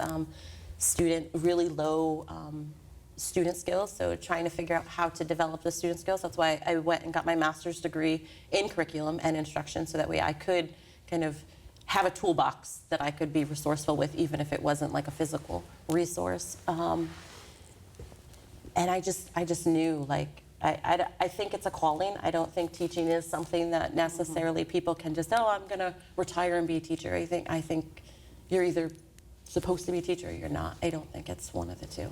So Ms. Bobo, what makes Ms. Kiambo the perfect candidate for Teacher of the Year? Like she said, I mean, it was unanimous, you know, the process that we took to identify our Teacher of the Year at Forest Grove, and most of her colleagues voted for her. She represents everything that you would want as an educator on any campus.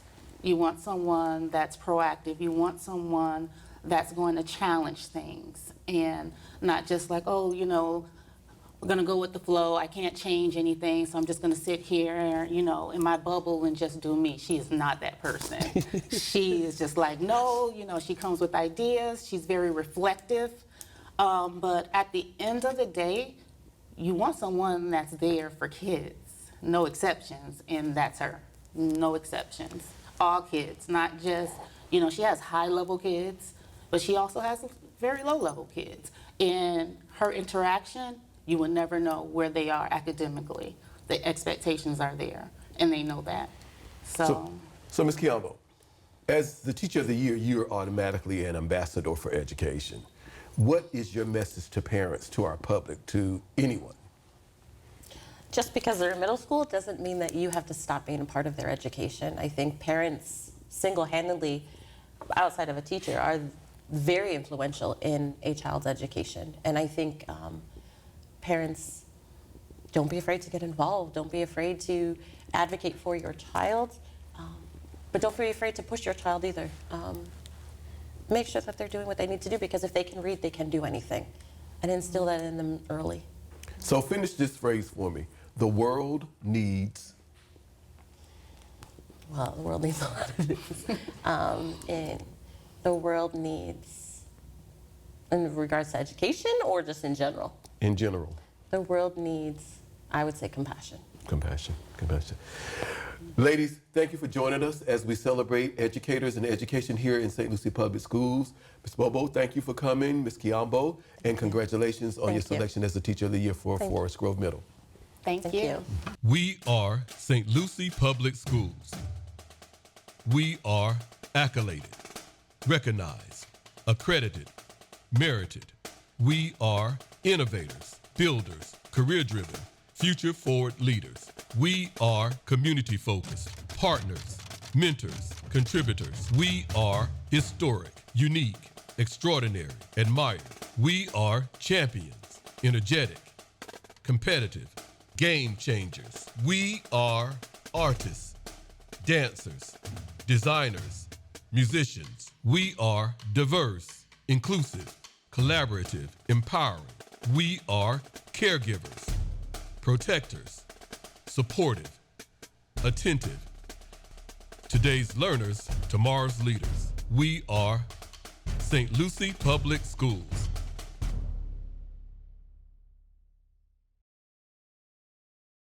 And at this time, it's our pleasure to welcome to our show Miss Lisa Embry, the wonderful Teacher of the Year for Fort Pierce Central High School. Miss Embry, welcome. Hi, thank you, Dr. Perry. It's excited to have you share with us today. She's brought along our wonderful friend, long-term time educator, Mr. Eldrick Gardner, who's the proud principal over at Central. Welcome, Mr. Gardner. Thank you for having me. I'm excited to be able to speak with both of you today. As a past Teacher of the Year for St. Lucie County, I value the opportunity to share educators with our public. I'm so glad that we work in a district where celebrating teachers in the profession is important to those of us that work here. Many of us may know you and your background, Ms. Embry, but share briefly with our visiting audience your educational background. Well, I have been a teacher since 2001. I have taught in about 5 different states since before moving here to St. Lucie County in 2015. I have a master's degree in teaching English that I received from the Indiana University of Pennsylvania. Seems so long ago. It's hashtag 2023, like it's a brand new year, wow. I currently am teaching the AP capstone courses for St. Lucie County, as well as speech and debate and ACE English General Paper. Great, great. Mr. Gardner, I know you're homegrown and many people viewing will know you, but please introduce yourself to our audience. My name is Eldrick Gardner, and I am a 18-year veteran of the education system. Also having grown in St. Lucie Public Schools. I have taught science, been an AP, and currently serving in the role as principal of the fine Fort Pierce Central High School. And let's get this out of the way because you're homegrown. Let's go and celebrate the high school that you graduated from. Lincoln Park Academy, go Greyhounds. Go Greyhounds. Okay, we had to get that in as well. Tell me, how excited were you when you found out that you were the Teacher of the Year for Fort Pierce Central? I was excited, but first I was shocked because one day, I'm an overthinker, right? I'm observant and I wonder, I'm very curious. One day, Mr. Gardner and another administrator came into the room just unannounced and sat in the back of the classroom, which was fine. But of course, once they left, I said, I wonder why they were here. What did I do this time? What did I do? What's going on? So then the very next day in my speech and debate class, they showed up and there was a whole group of people walking toward me. And it was slowly, because I knew we had just had the voting and all of that stuff. I was thrilled because I hadn't even really thought of myself as being a candidate. It really hadn't occurred to me. So I was thrilled, shocked, flattered. So when you think about your decision to become an educator, is there someone that you can point back to that inspired you to become a teacher? Yes, her name was Kathy Mace.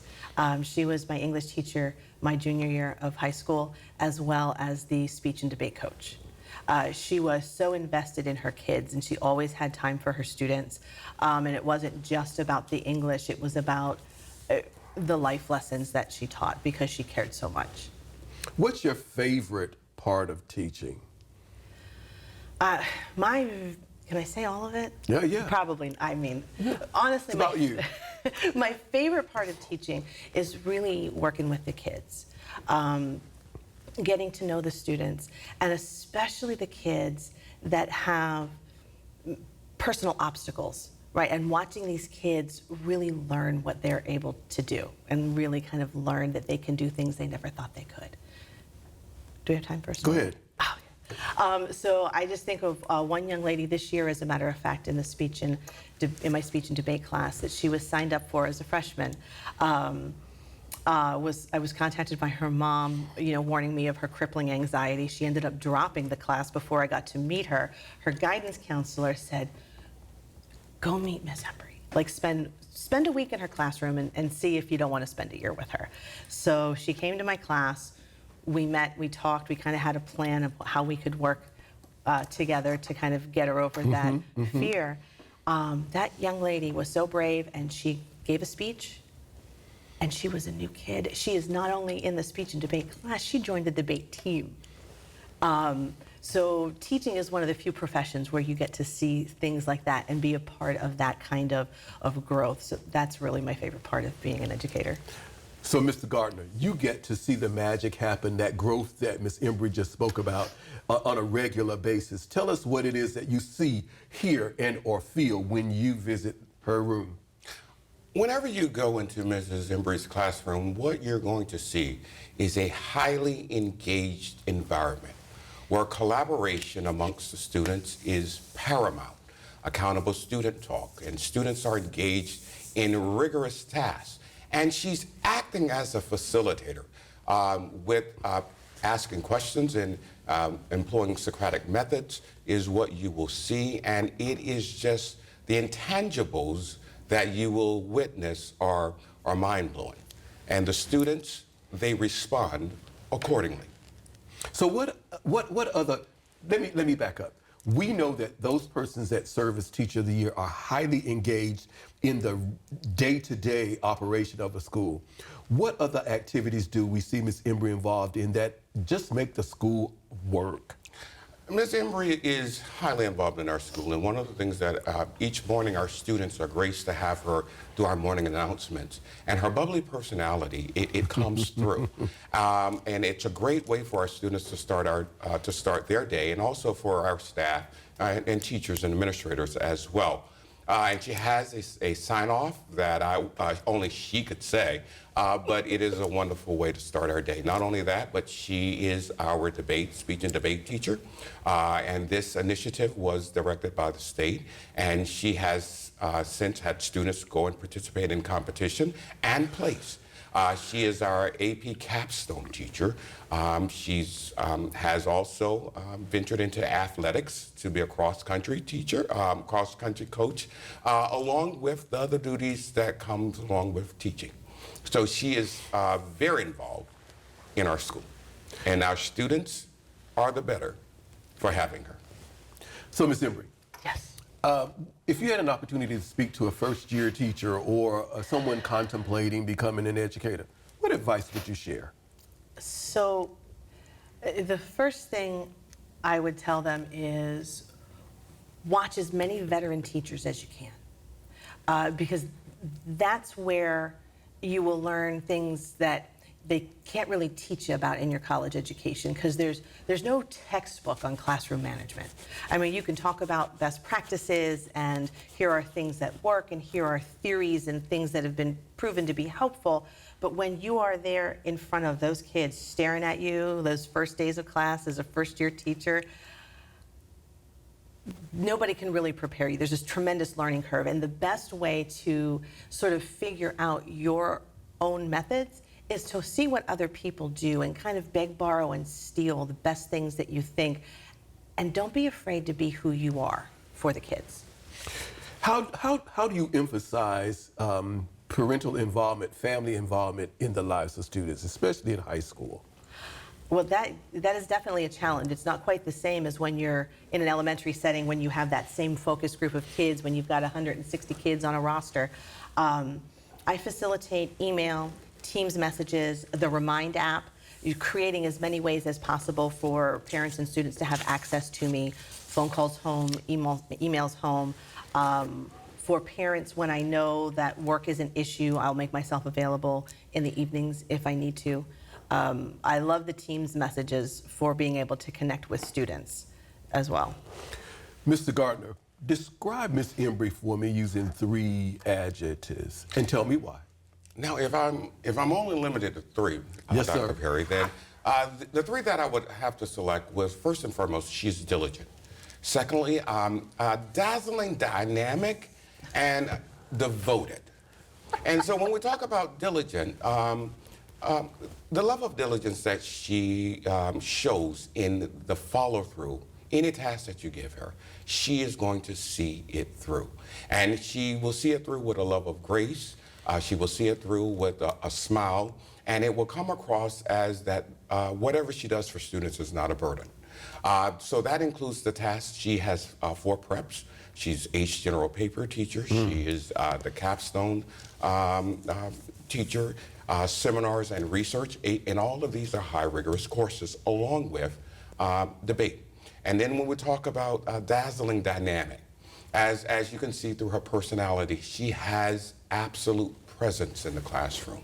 And there's a way that she just facilitates lessons in a manner that I know the students are learning, but it is not in the fashion that it's overshadowing or burden to the students. And I think that is encapsulate the art of teaching, and she has that.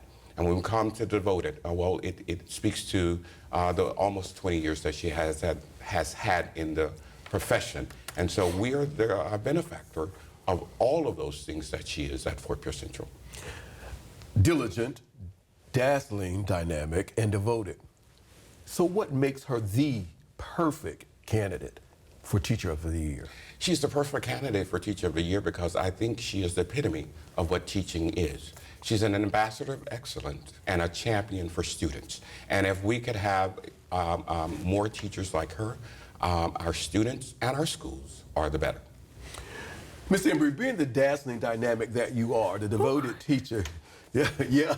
Because celebrate it, it's okay. In almost 20 years, if you had an opportunity to have a special guest in your room, living or dead, that could come back and share with your students, who might that person be and why? It would be my grandmother. Because my grandmother, I was raised with her in a home and I knew her well, and she lived through so much history. She was born in 1914. And so she saw the first cars and the first plane. And I can't imagine, she lived through the Great Depression, World War II, and ration books, and all the way through cell phones and smartphones when she passed in 2007. And to be able to have kids have access to that kind of history, and she went through a lot of struggles, and never once was she bitter. Like, she was able to be flexible and flow with these changes, and to have kids have access to a living, breathing piece of history to give perspective to them about where we've come from and to bring to life all of those things that they read about in a textbook, I think would just be awesome. Cool, cool. So I'm going to flip the script on you because I asked Mr. Gardner to give me 3 adjectives that describe you. I'm going to push you and ask you, what's your hashtag? Educational hashtag. Well, I am an English teacher, and words are kind of, I always say words are my jam. So I would say hashtag words matter. They do. Everything that we say matters. Yeah, so let's move on. Let's move on. When did you first fall in love with teaching? It was when I was student teaching. I had a fantastic co-op, and I taught in a block class. It was English, and that's where I really learned about group work and being a facilitator. So from the very beginning of my introduction into education, it was about facilitating groups.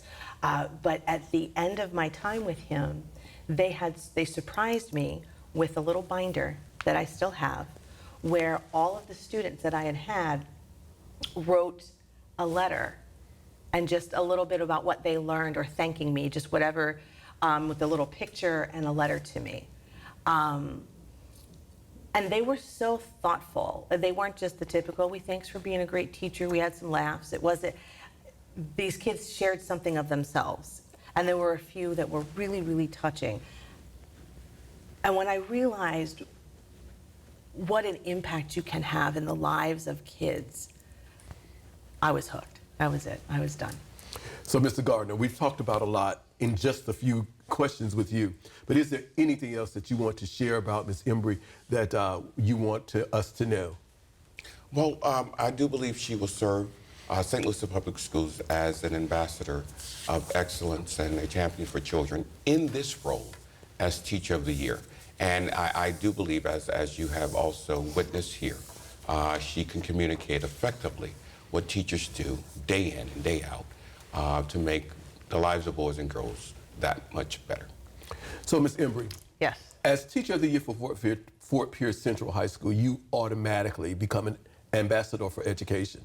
If you had an opportunity to share with elected officials, with our general public, with lawmakers, what would be your message? The message is that we are all on the same side, right? We all want what's best for kids. And if we all just can learn to, because words matter, learn to listen to understand, I think that there's no end to the problems that we can't solve. When we realize that really what we want are it's more the same than it is different. You know, there's nobody on really opposite sides. We're all on the same sides. We just need to figure out how we are going to come together to focus on the kids. Finish this phrase for me. The world needs. The world needs 2 things.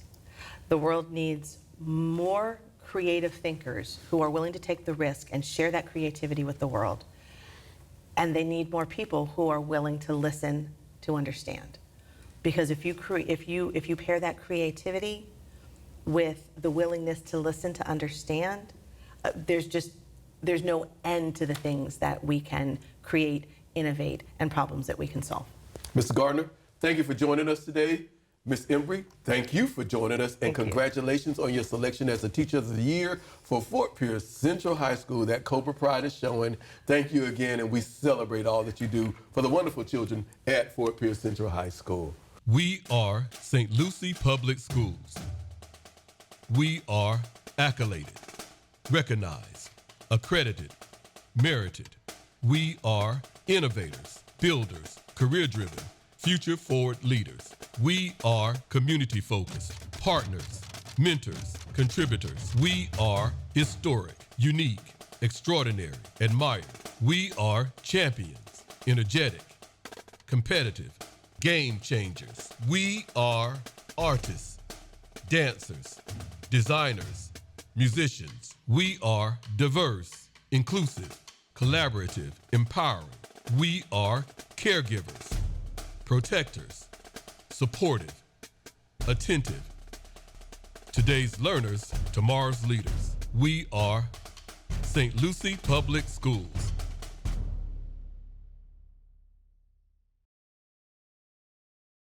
We are so excited to welcome to the Teacher of the Year celebration show at this time, Tanisha Battle, who's the fantastic Teacher of the Year over at CAS, the Creative Arts Academy of St. Lucie. Ms. Battle, welcome to the show. Thank you. She's brought along with her my very dear friend, my co-host, my partner in crime, Mrs. Whitaker, the fantastic, wonderful, marvelous principal over at CAS. Ms. Whitaker, welcome to the show. Great to see you. You know, it's kind of strange having you on this end of the table with me, because you're usually over here by my side. Yeah. I get excited about doing this show, Ms. Battle, because just like Mrs. Whitaker, we were both Teachers of the Year for St. Lucie Public Schools. We work in a district that unabashedly celebrates teachers and those that work in the field, and I get excited that we still are smart enough to celebrate that by doing just this little show that introduces some of our teachers to our viewing audience, because you represent so many other wonderful educators here in the district. With that being said, we know who you are, but just in case some of our viewers don't, would you please just briefly give us a little bit about your educational journey? Okay. My name is Tanisha Battle. I graduated from Fort Pierce Central 1995. I have my bachelor's in English arts from University of Phoenix, and I'm just finishing up my master's in secondary education. You know, we get doubly excited when we have graduates of our school district come back. So we're giving out a shout to Fort Pierce Central High, go Cobras, because I know they're back there cheering because one of their own is working in the district and has been selected as a Teacher of the Year for their school. Ms. Whitaker, just a little bit about your background, please. Sure. I actually started in the school district in 1999 as an elementary music teacher, and over a few years transitioned after about 12 years to the Office of Teaching and Learning Talent Development Curriculum, and then became an elementary principal at Mariposa last year, and then transitioned to be at Creative Arts Academy. So, and very excited to be there, you know, with the music background and the experience of the arts, and being able to really bring the arts and our academics together. So really excited to be here and to celebrate Miss Battle especially. So Miss Battle, tell me, how excited were you when you found out that you were the Teacher of the Year for CAS? It was beyond words. Honestly, I was not expecting it, and I was totally surprised. I can understand. So thinking back to your decision to become a teacher, is there someone in your background that kind of inspired you to take that route? Yes, I do. I have a favorite teacher, St. Lucie County. 7th grade teacher, Linda Arthur, was my favorite. She inspired me because she never let me quit. She always pushed me harder to do more, and she always seen like so much more in me than I saw myself. Well, thank you. Thank you to her. Thank you to her for that inspiration that she placed upon you. So tell us, what subjects do you teach and what grades do you teach? I teach 7th, 8th grade English language arts, and so you're in the middle school section of CAS. Yeah. I guess I should have pointed out, because everybody may not know, CAS is a K-8 school, kindergarten through 8th grade. So you're over in the middle school side, the English teachers, as we know them. No. So what's your favorite part of teaching? My favorite part of teaching is when students who I know don't understand it, they don't get it from the beginning, and then when they finally get it, when they finally understand it, and they can apply what they learned in the classroom. So during the time of COVID, it made us all evolve. COVID wasn't always a bad thing. It taught us to do some things differently. It allowed us to add on some things. So how have you evolved since, let's say, post-COVID as a teacher?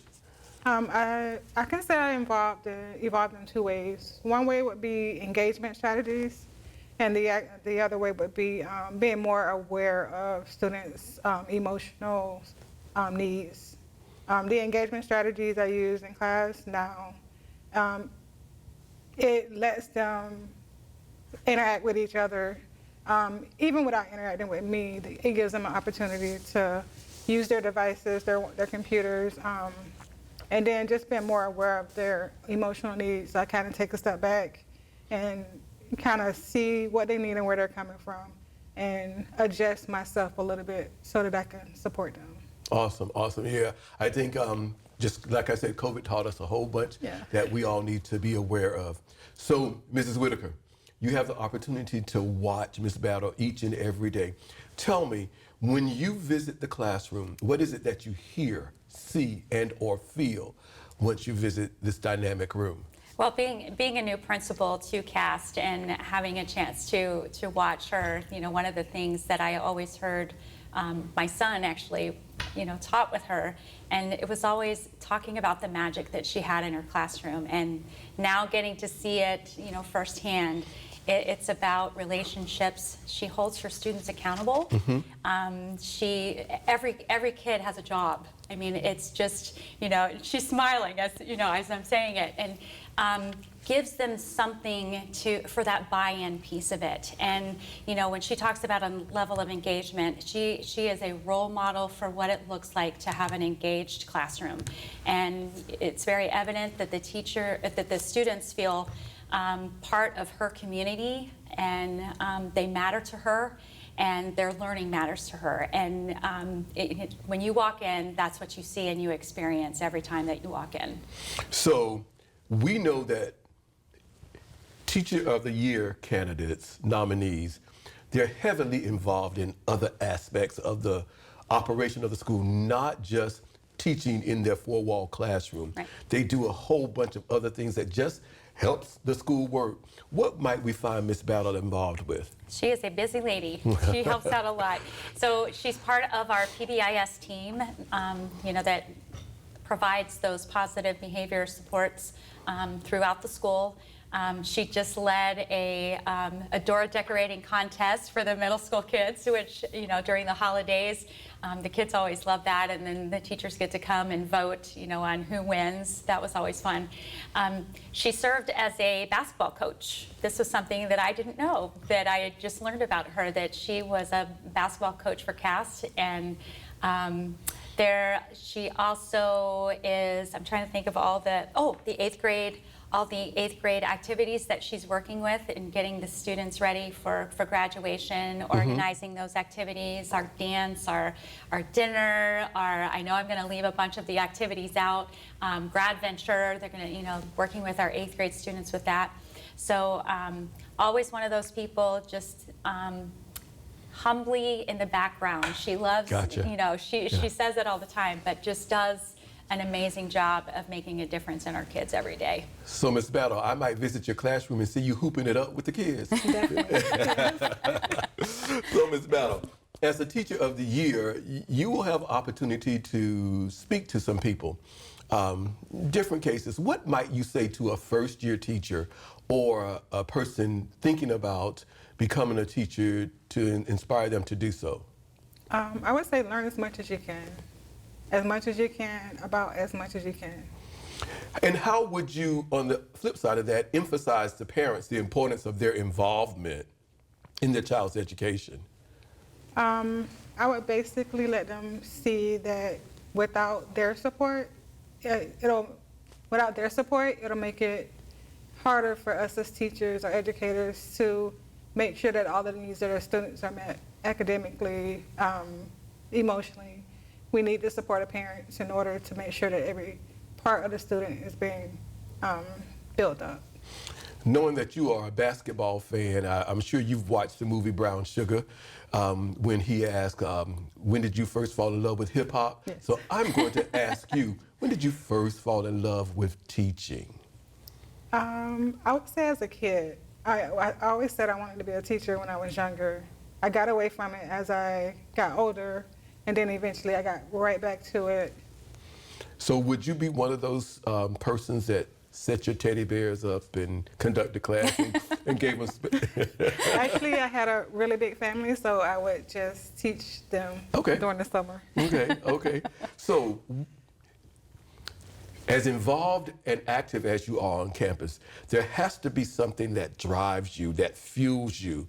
What is it that fuels you to continue to go and to give as much as you do? It's the relationship with the kids, like every day. As long as I can come to work, I feel like that's like the most important part of my day. Seeing the kids' faces, making sure that they're okay. Mrs. Whitaker, describe Miss Battle for me using 3 adjectives. Wow. And tell me why. Yeah. Well, it's hard to limit it to 3, but I will work really hard because she does an awesome job. Dedicated, humble, and a team player.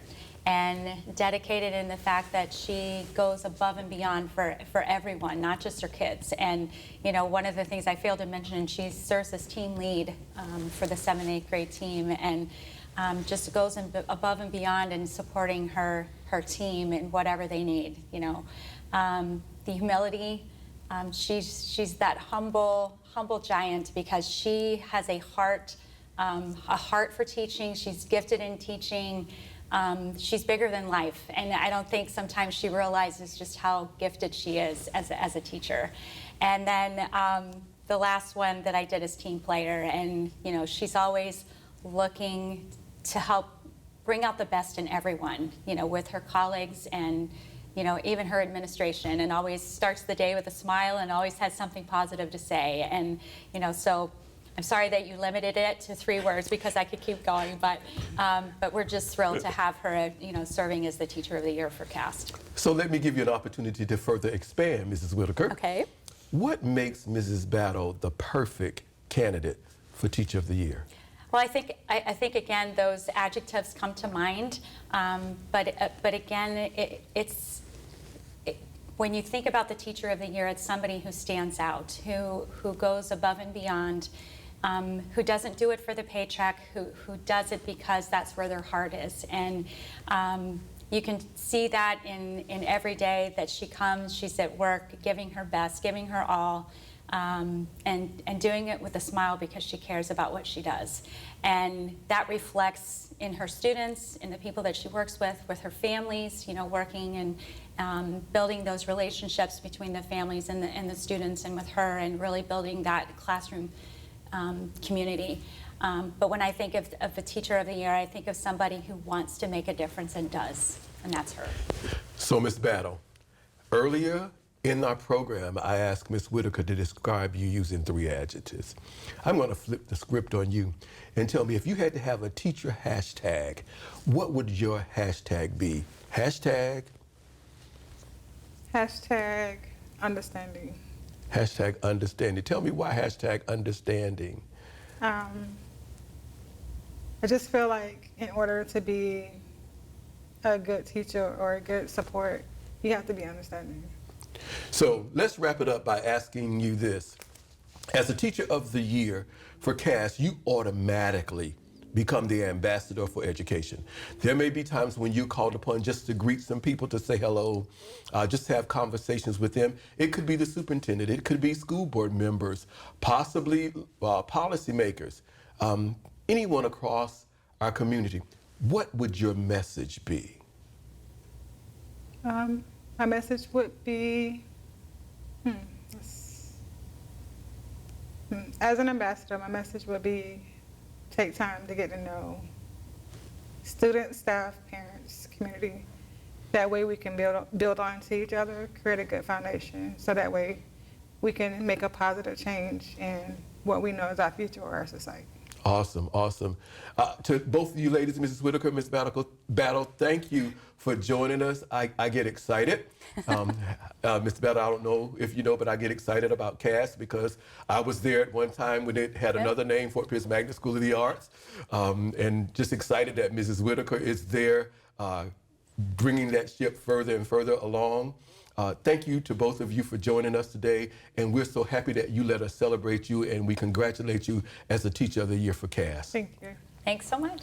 We are St. Lucie Public Schools. We are accoladed, recognized, accredited, merited. We are innovators, builders, career-driven, future-forward leaders. We are community-focused, partners, mentors, contributors. We are historic, unique, extraordinary, admired. We are champions, energetic, competitive, game changers. We are artists, dancers, designers, musicians. We are diverse, inclusive, collaborative, empowering. We are caregivers, protectors, supportive, attentive. Today's learners, tomorrow's leaders. We are St. Lucie Public Schools.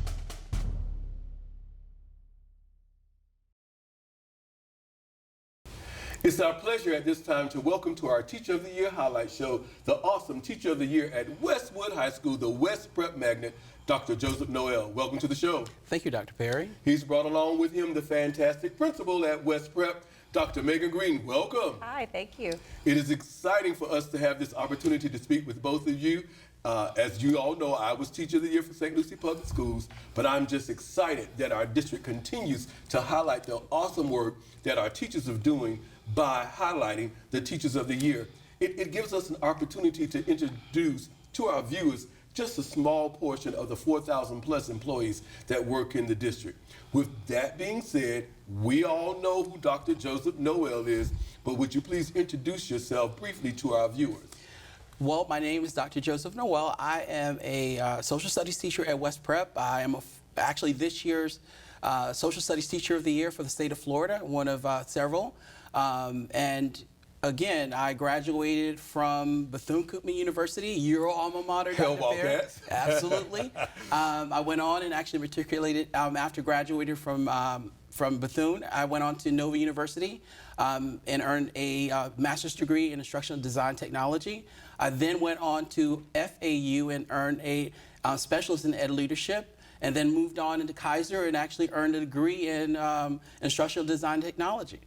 But I think you left out something that I think I know. You're a vet, right? I am. Thank you for reminding me, Dr. Perry. Certainly, I tell everybody I had some of the best education in the world serving in the military. Thank you for your service. Thank you. For your service. Dr. Green, would you introduce yourself to our viewers, please? Dr. Megan Green, proud principal at Westwood Academy, the West Prep Magnet. This is my 16th year, I think, in education. And while this is my first year at West Prep, I've been an administrator for a while in a few different schools. But I'm from here, and I graduated from FSU. I also graduated from Indian River State College prior to FSU, and then Nova Southeastern for my master's, and then back to FSU for my doctorate. So I'm excited to be in St. Lucie and working with such great teachers like Dr. Noel. Awesome.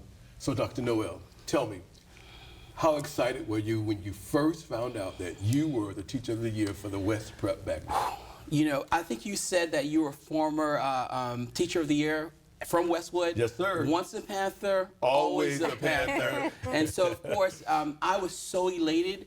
I can't even tell you, because I think this is 30, close to 30 years in the making, that as you spend time teaching, you're like, oh my gosh, this actually happened. I felt like I won the lottery, to tell you the truth. That, to me, that's how excited I was. Have you always known that you wanted to be a teacher? In a sense, I have.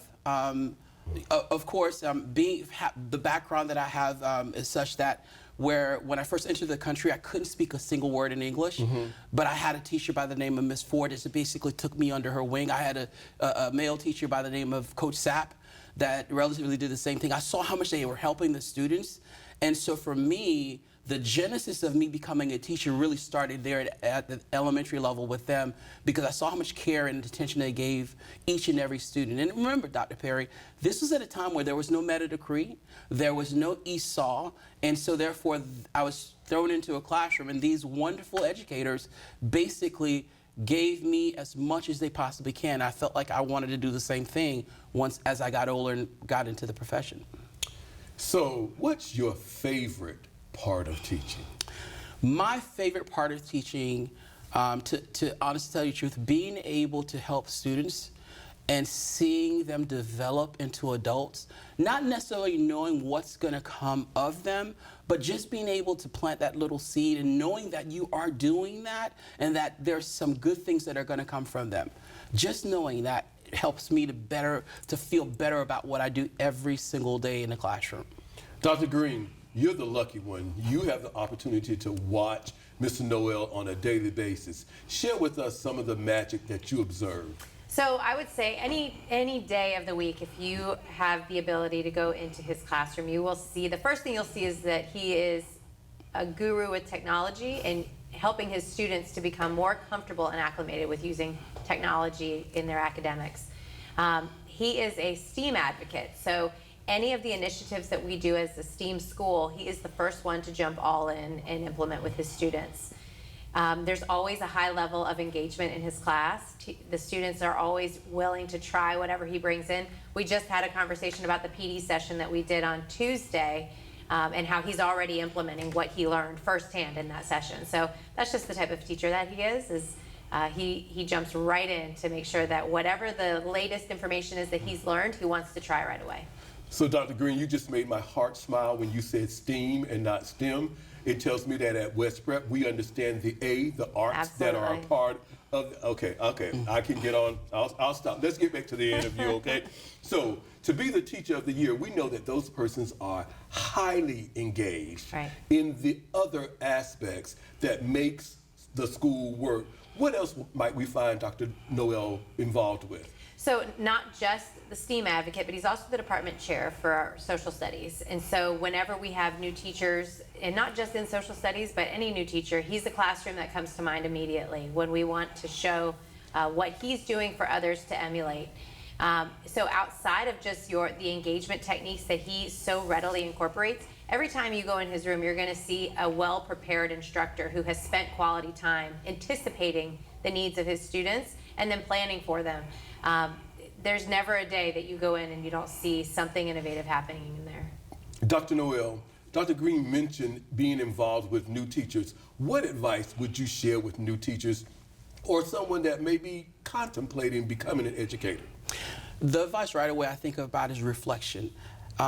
Having them remember that it's a reflective practice that we do every single day, and you have to do that in order to grow.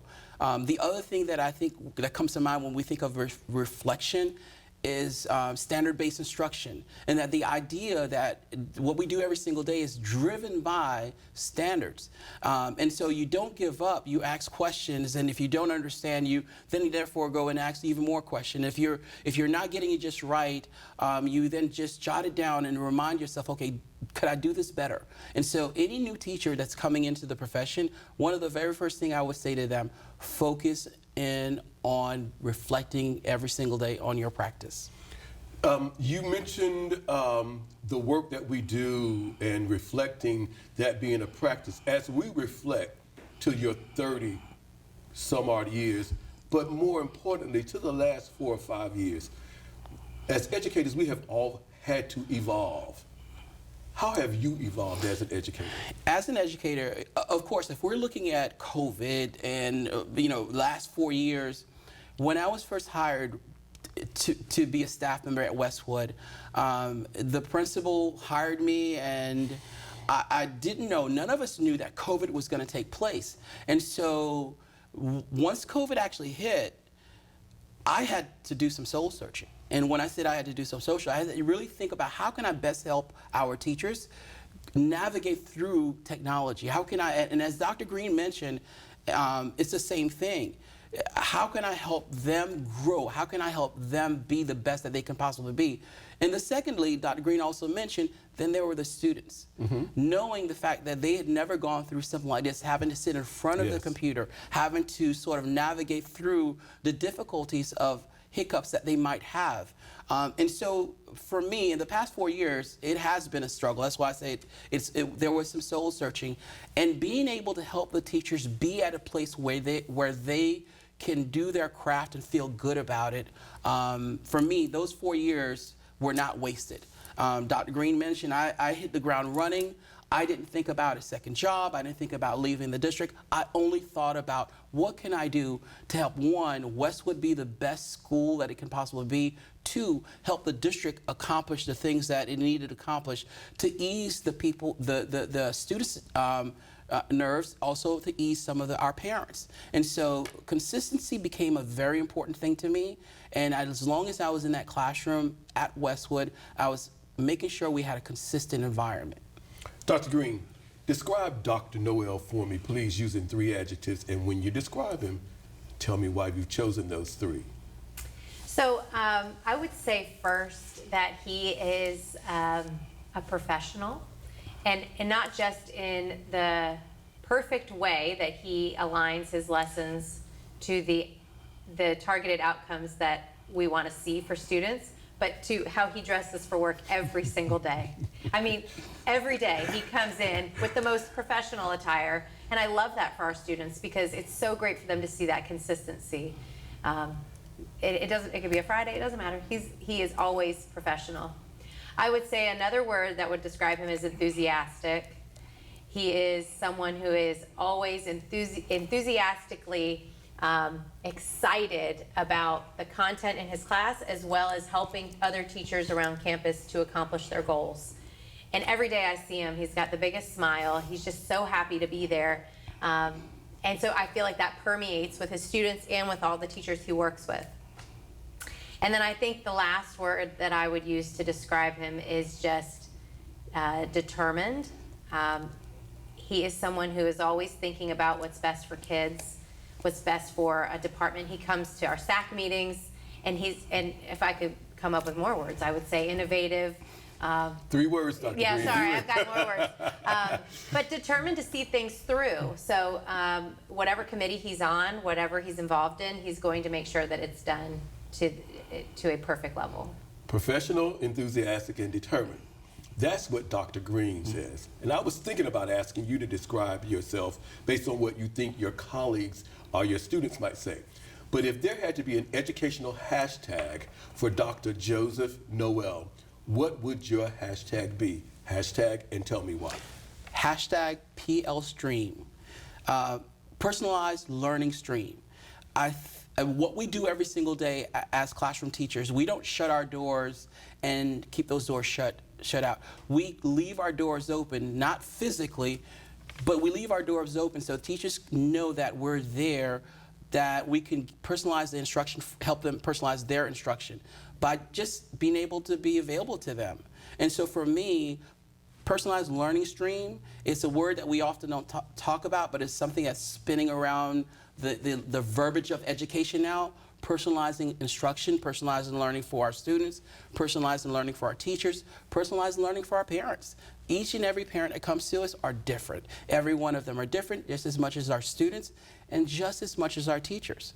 And so when we personalize what we do every single day, and I can tell you St. Lucie County is doing an amazing job with that, because every teacher that comes in, they go through their onboarding process, they're paired with someone.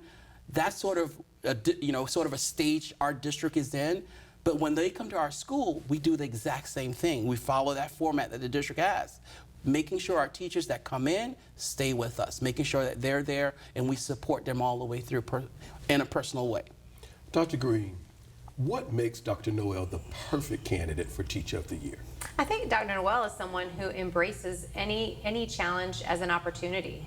I think that he is a lifelong learner. I think he's open to perfecting his craft and improving in every area that he surrounds himself. And so I think that if I had a school full of Dr. Noels, I think that students would, everything would increase. Attendance would increase. I think that positive behaviors would increase, because what he does in his classroom is a place where students want to be. They want to be with him, and they're proud of the work that they do for him. Dr. Noel, when did you first fall in love with teaching? I first fell in love with teaching, and I remember graduating from Bethune after doing, a tour of duty in Saudi Arabia in the first Gulf War. I came home and I was sort of still staying with Mom. And Mom came home and she said, hey, I'm taking this ESOL class in Haitian Creole. Would you mind coming, because the teacher doesn't know how to teach or can't help us? And I said, sure, I'll come by. Again, it was from my high school alma mater. They were having an adult class at night. And I said, sure, I'll come in and volunteer. They allowed me to volunteer.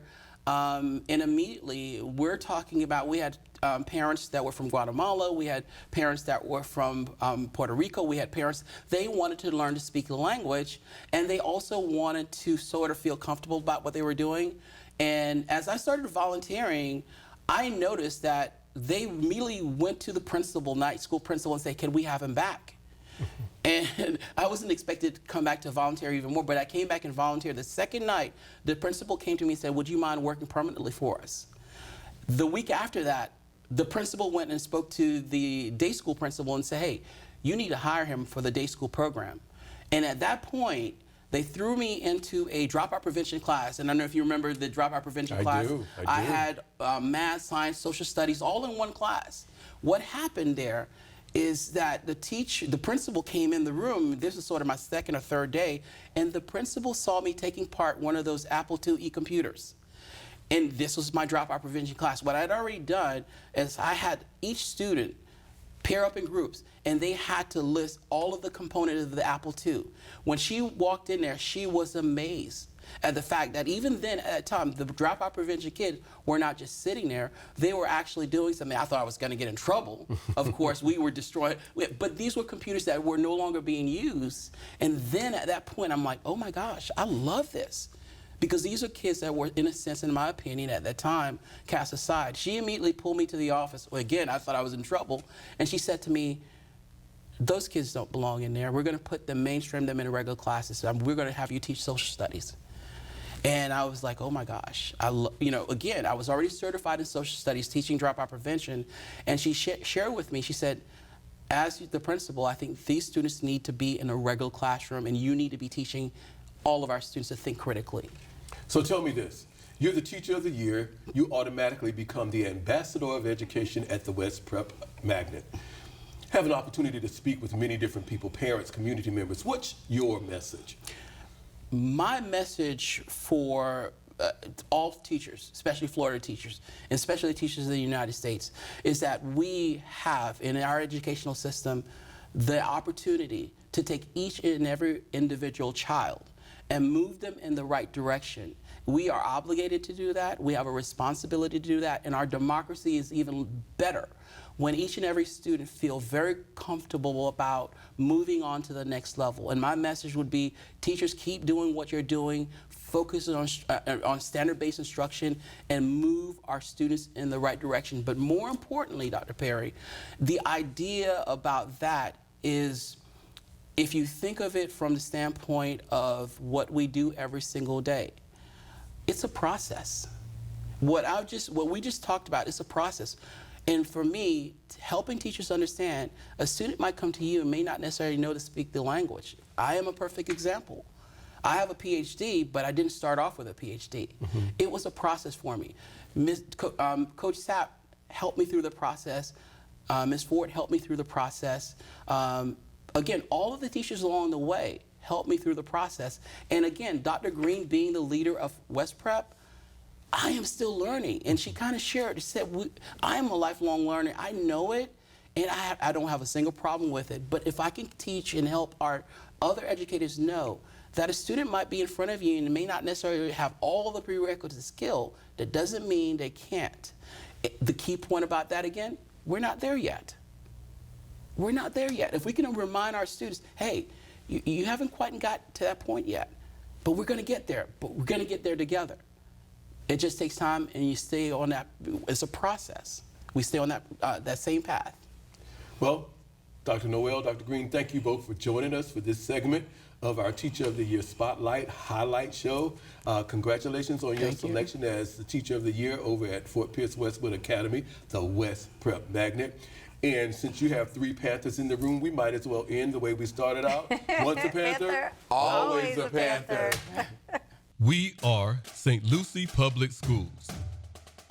We are accoladed, recognized, accredited, merited.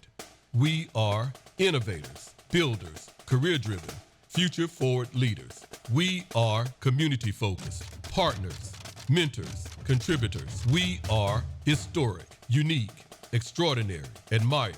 We are champions, energetic, competitive, game changers. We are artists, dancers, designers, musicians. We are diverse, inclusive, collaborative, empowering. We are caregivers, protectors, supportive, attentive. Today's learners, tomorrow's leaders. We are St. Lucie Public Schools.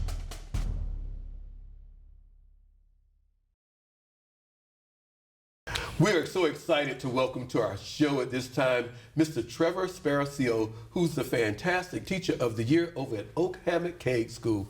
Welcome, Mr. Sparaccio. Hi, Dr. Perry. Thanks for having me. Great. He's brought along our awesome friend, Ms. Jacqueline Lee, who's the proud principal at Oak Hammock. Mrs. Lee, welcome. Thank you. So, I get excited, Mr. Sparaccio, okay, because I was once the Teacher of the Year for St. Lucie Public Schools. I'm delighted that we work in a district that still understands the importance of celebrating teachers, educators, and all that they do for our students. And one way that we do that is by introducing the Teacher of the Years to our viewing audience. Because we all know who you are, maybe someone watching does not. So if you would briefly give us a little introduction about your educational background. Sure, absolutely. My name is Trevor Sparaccio. If you couldn't tell from my accent, I'm from Long Island, New York. I grew up in Hicksville. I went to Nassau BOCES in Long Island, where I graduated high school. I went to Nassau Community College for my associates in childhood and special education, K-6.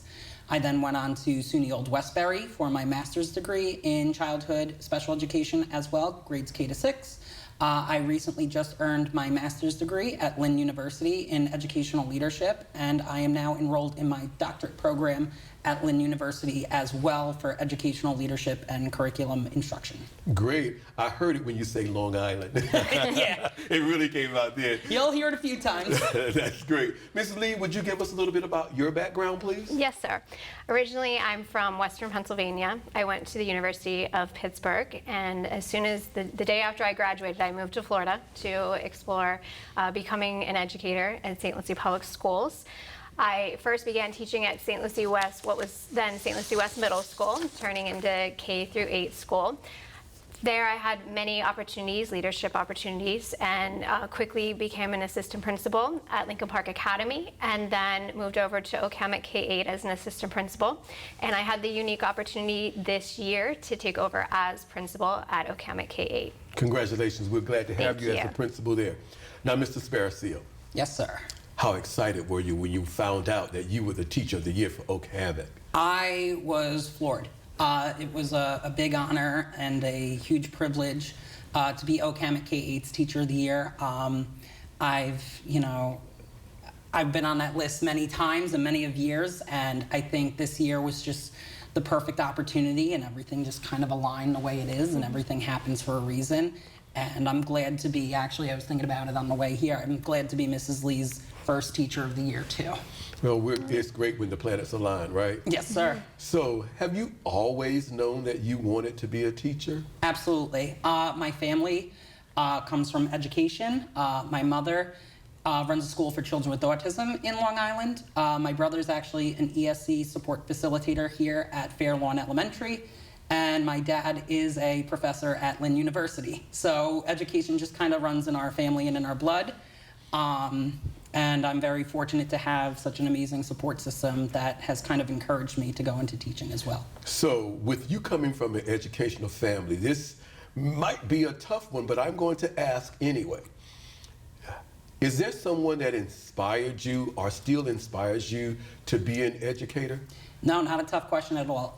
My fourth grade teacher, who I still am in contact today, Mrs. Nancy Ruisi, hearing Dr. Prince's speech during preschool week and about champions and teachers that kind of believed in him and how he had his science teacher believed in him, that's who I thought of immediately was my fourth grade teacher.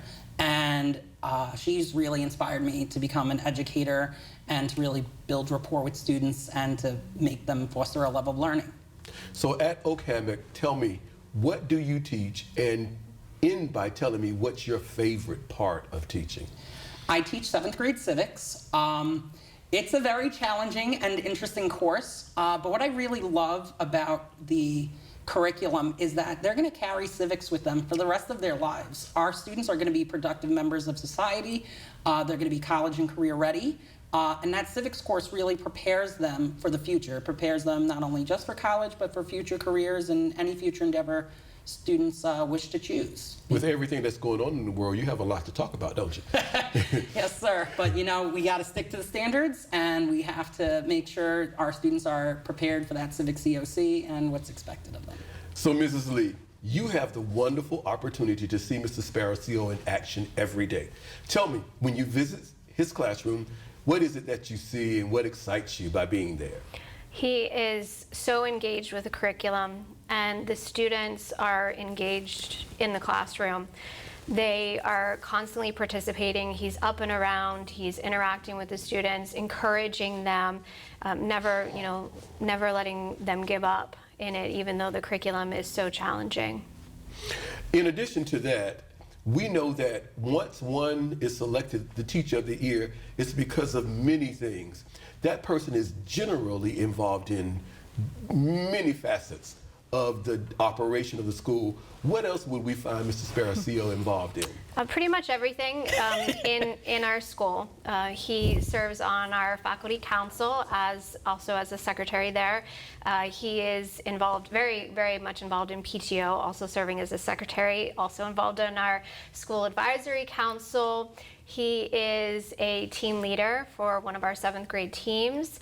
He, outside of the day, if there's any extracurricular activities that even he is not facilitating or leading, he is there present. The students see him there. They all know him, not even just the 7th graders, the elementary students as well, because he is so active in our school. Mr. Sparacio, what advice would you give to a first-year teacher or someone interested in becoming a teacher?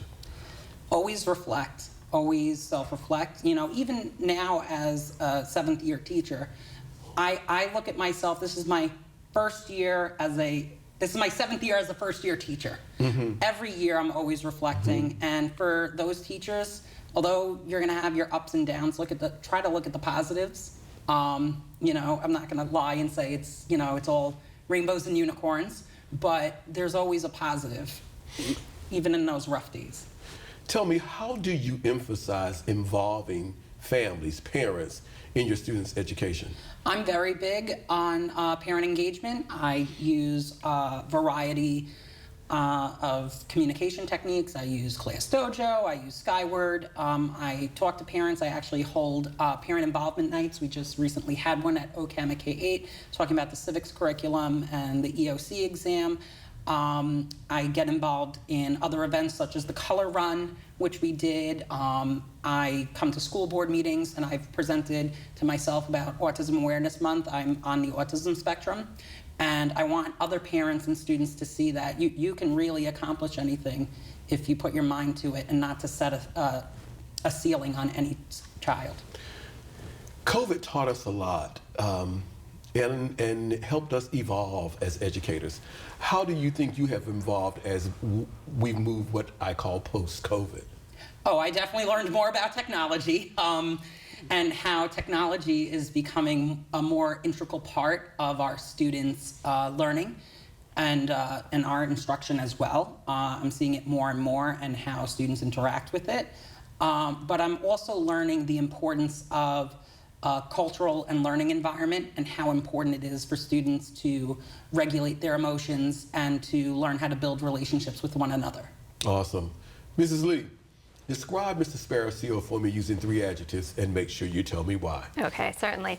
So number 1, he is committed. As I described all of his commitments to our school organization, he is dependable, extremely dependable. So when he sets those commitments to us, he does not let us down. And I think I'm going to go back. I want to go back to engaging in the classroom, and I think as a result of his engagement and his commitment to our students, he's a relationship builder with our students. With that being said, what makes Mr. Sparacio the perfect candidate for Teacher of the Year? He's an amazing, outstanding teacher in the classroom. He represents, OCAMIC very well as a teacher, and I'm honored to be here speaking for him. Mrs. Sparacio, when did you first fall in love with teaching?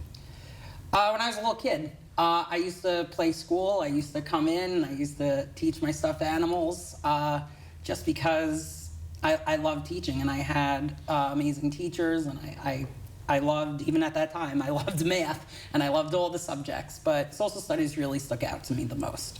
Coming from an educational family and the time that you have spent in the field, what drives you? What's your fuel each and every day? Always becoming better and becoming better for my students, which is why I went back to school, because I want to make an even bigger impact on the lives of students, which is why I went for educational leadership. Although I love OCAMIC and I love teaching, maybe someday I'd like to become an administrator and make a bigger impact on not just 130 students, but a school of 1,600 students. And then eventually down the road, maybe even teach at a college and help teachers learn how to teach and become even better teachers. And then this way they're affecting their students. Kind of like a ripple effect. Understand. I asked Mrs. Lee to give me 3 adjectives. Let's kind of move forward and say, Mrs. Sparaceo, if you had to have an educational hashtag, what's your hashtag? I would do hashtag Rita Pearson Mindset. And for those of you who don't know who Dr. Rita Pearson is, she is a big relationship builder with students, and she's a champion for every child. And she believes, kind of like our motto, every child's capable of success, but she kind of goes a little bit more in depth into it, in that relationship building and that never giving up on students. So a lot of my team shirts that I create for my teachers on my team have a Rita Pearson quote on them every year. And I always tell my team of teachers and my colleagues to kind of have a Rita Pearson mindset. Yeah, she's awesome. Yeah. Totally awesome. I love Rita Pearson. So, Mrs. Lee, you've had an opportunity to share a lot about Mr. Sparaceo in just a few questions. Is there anything else that you want to add that we should know about your wonderful Teacher of the Year? As I said, I'm honored to be here speaking on his behalf. I've had the opportunity to see him grow throughout the years as an educator. I also had the opportunity to hire him to St. Lucie Public Schools, so I'm proud to say that. And I'm just really happy to be here, and I'm proud of him. So, Mrs. Sparaceo, as the Teacher of the Year at OCAMIC, you automatically become the ambassador of education there.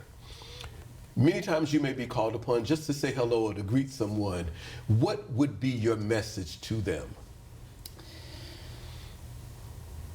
I'm sorry, can you? Yeah, no problem. As an ambassador for education, you will be called upon to speak to many different people. It could be the school board members, it could be community members, it could be lawmakers. And what would your elevator speech to them be about education? Making sure that teachers are still implementing cultural learning environment and building those relationships with students, because that relationship has really, it's evident not only in my classroom, but it's evident in my data too. And that you can kind of have the best of both worlds and get those good test scores while decreasing behaviors, while having an engaging classroom. It all works together. And I think, honestly, relationships with your students is key.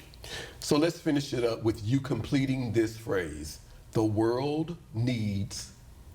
The world needs more empathy. The world needs more passion. And I feel like COVID kind of put a backfire or a back pedal on relationships and social skills and things like that. And I really think we need more empathy and passion and kindness to one another. And I really think a better understanding and kind of putting ourselves in other people's shoes will help education and future generations as well. Thank you for being committed, dependable, and engaging with your students. Thank you for your passion and your empathy. Mrs. Lee, thank you for joining us. And Mr. Sparaceo, congratulations on your selection as the Teacher of the Year at OCAMIC. Thank you so much. I appreciate the kind words. Yes, pleasure. We are St. Lucie Public Schools. We are accoladed, recognized, accredited, merited. We are innovators, builders, career-driven, future-forward leaders. We are community-focused, partners, mentors, contributors. We are historic, unique, extraordinary, admired. We are champions, energetic, competitive, game changers. We are artists, dancers, designers, musicians. We are diverse, inclusive, collaborative, empowering. We are caregivers, protectors, supportive, attentive. Today's learners, tomorrow's leaders. We are St. Lucie Public Schools.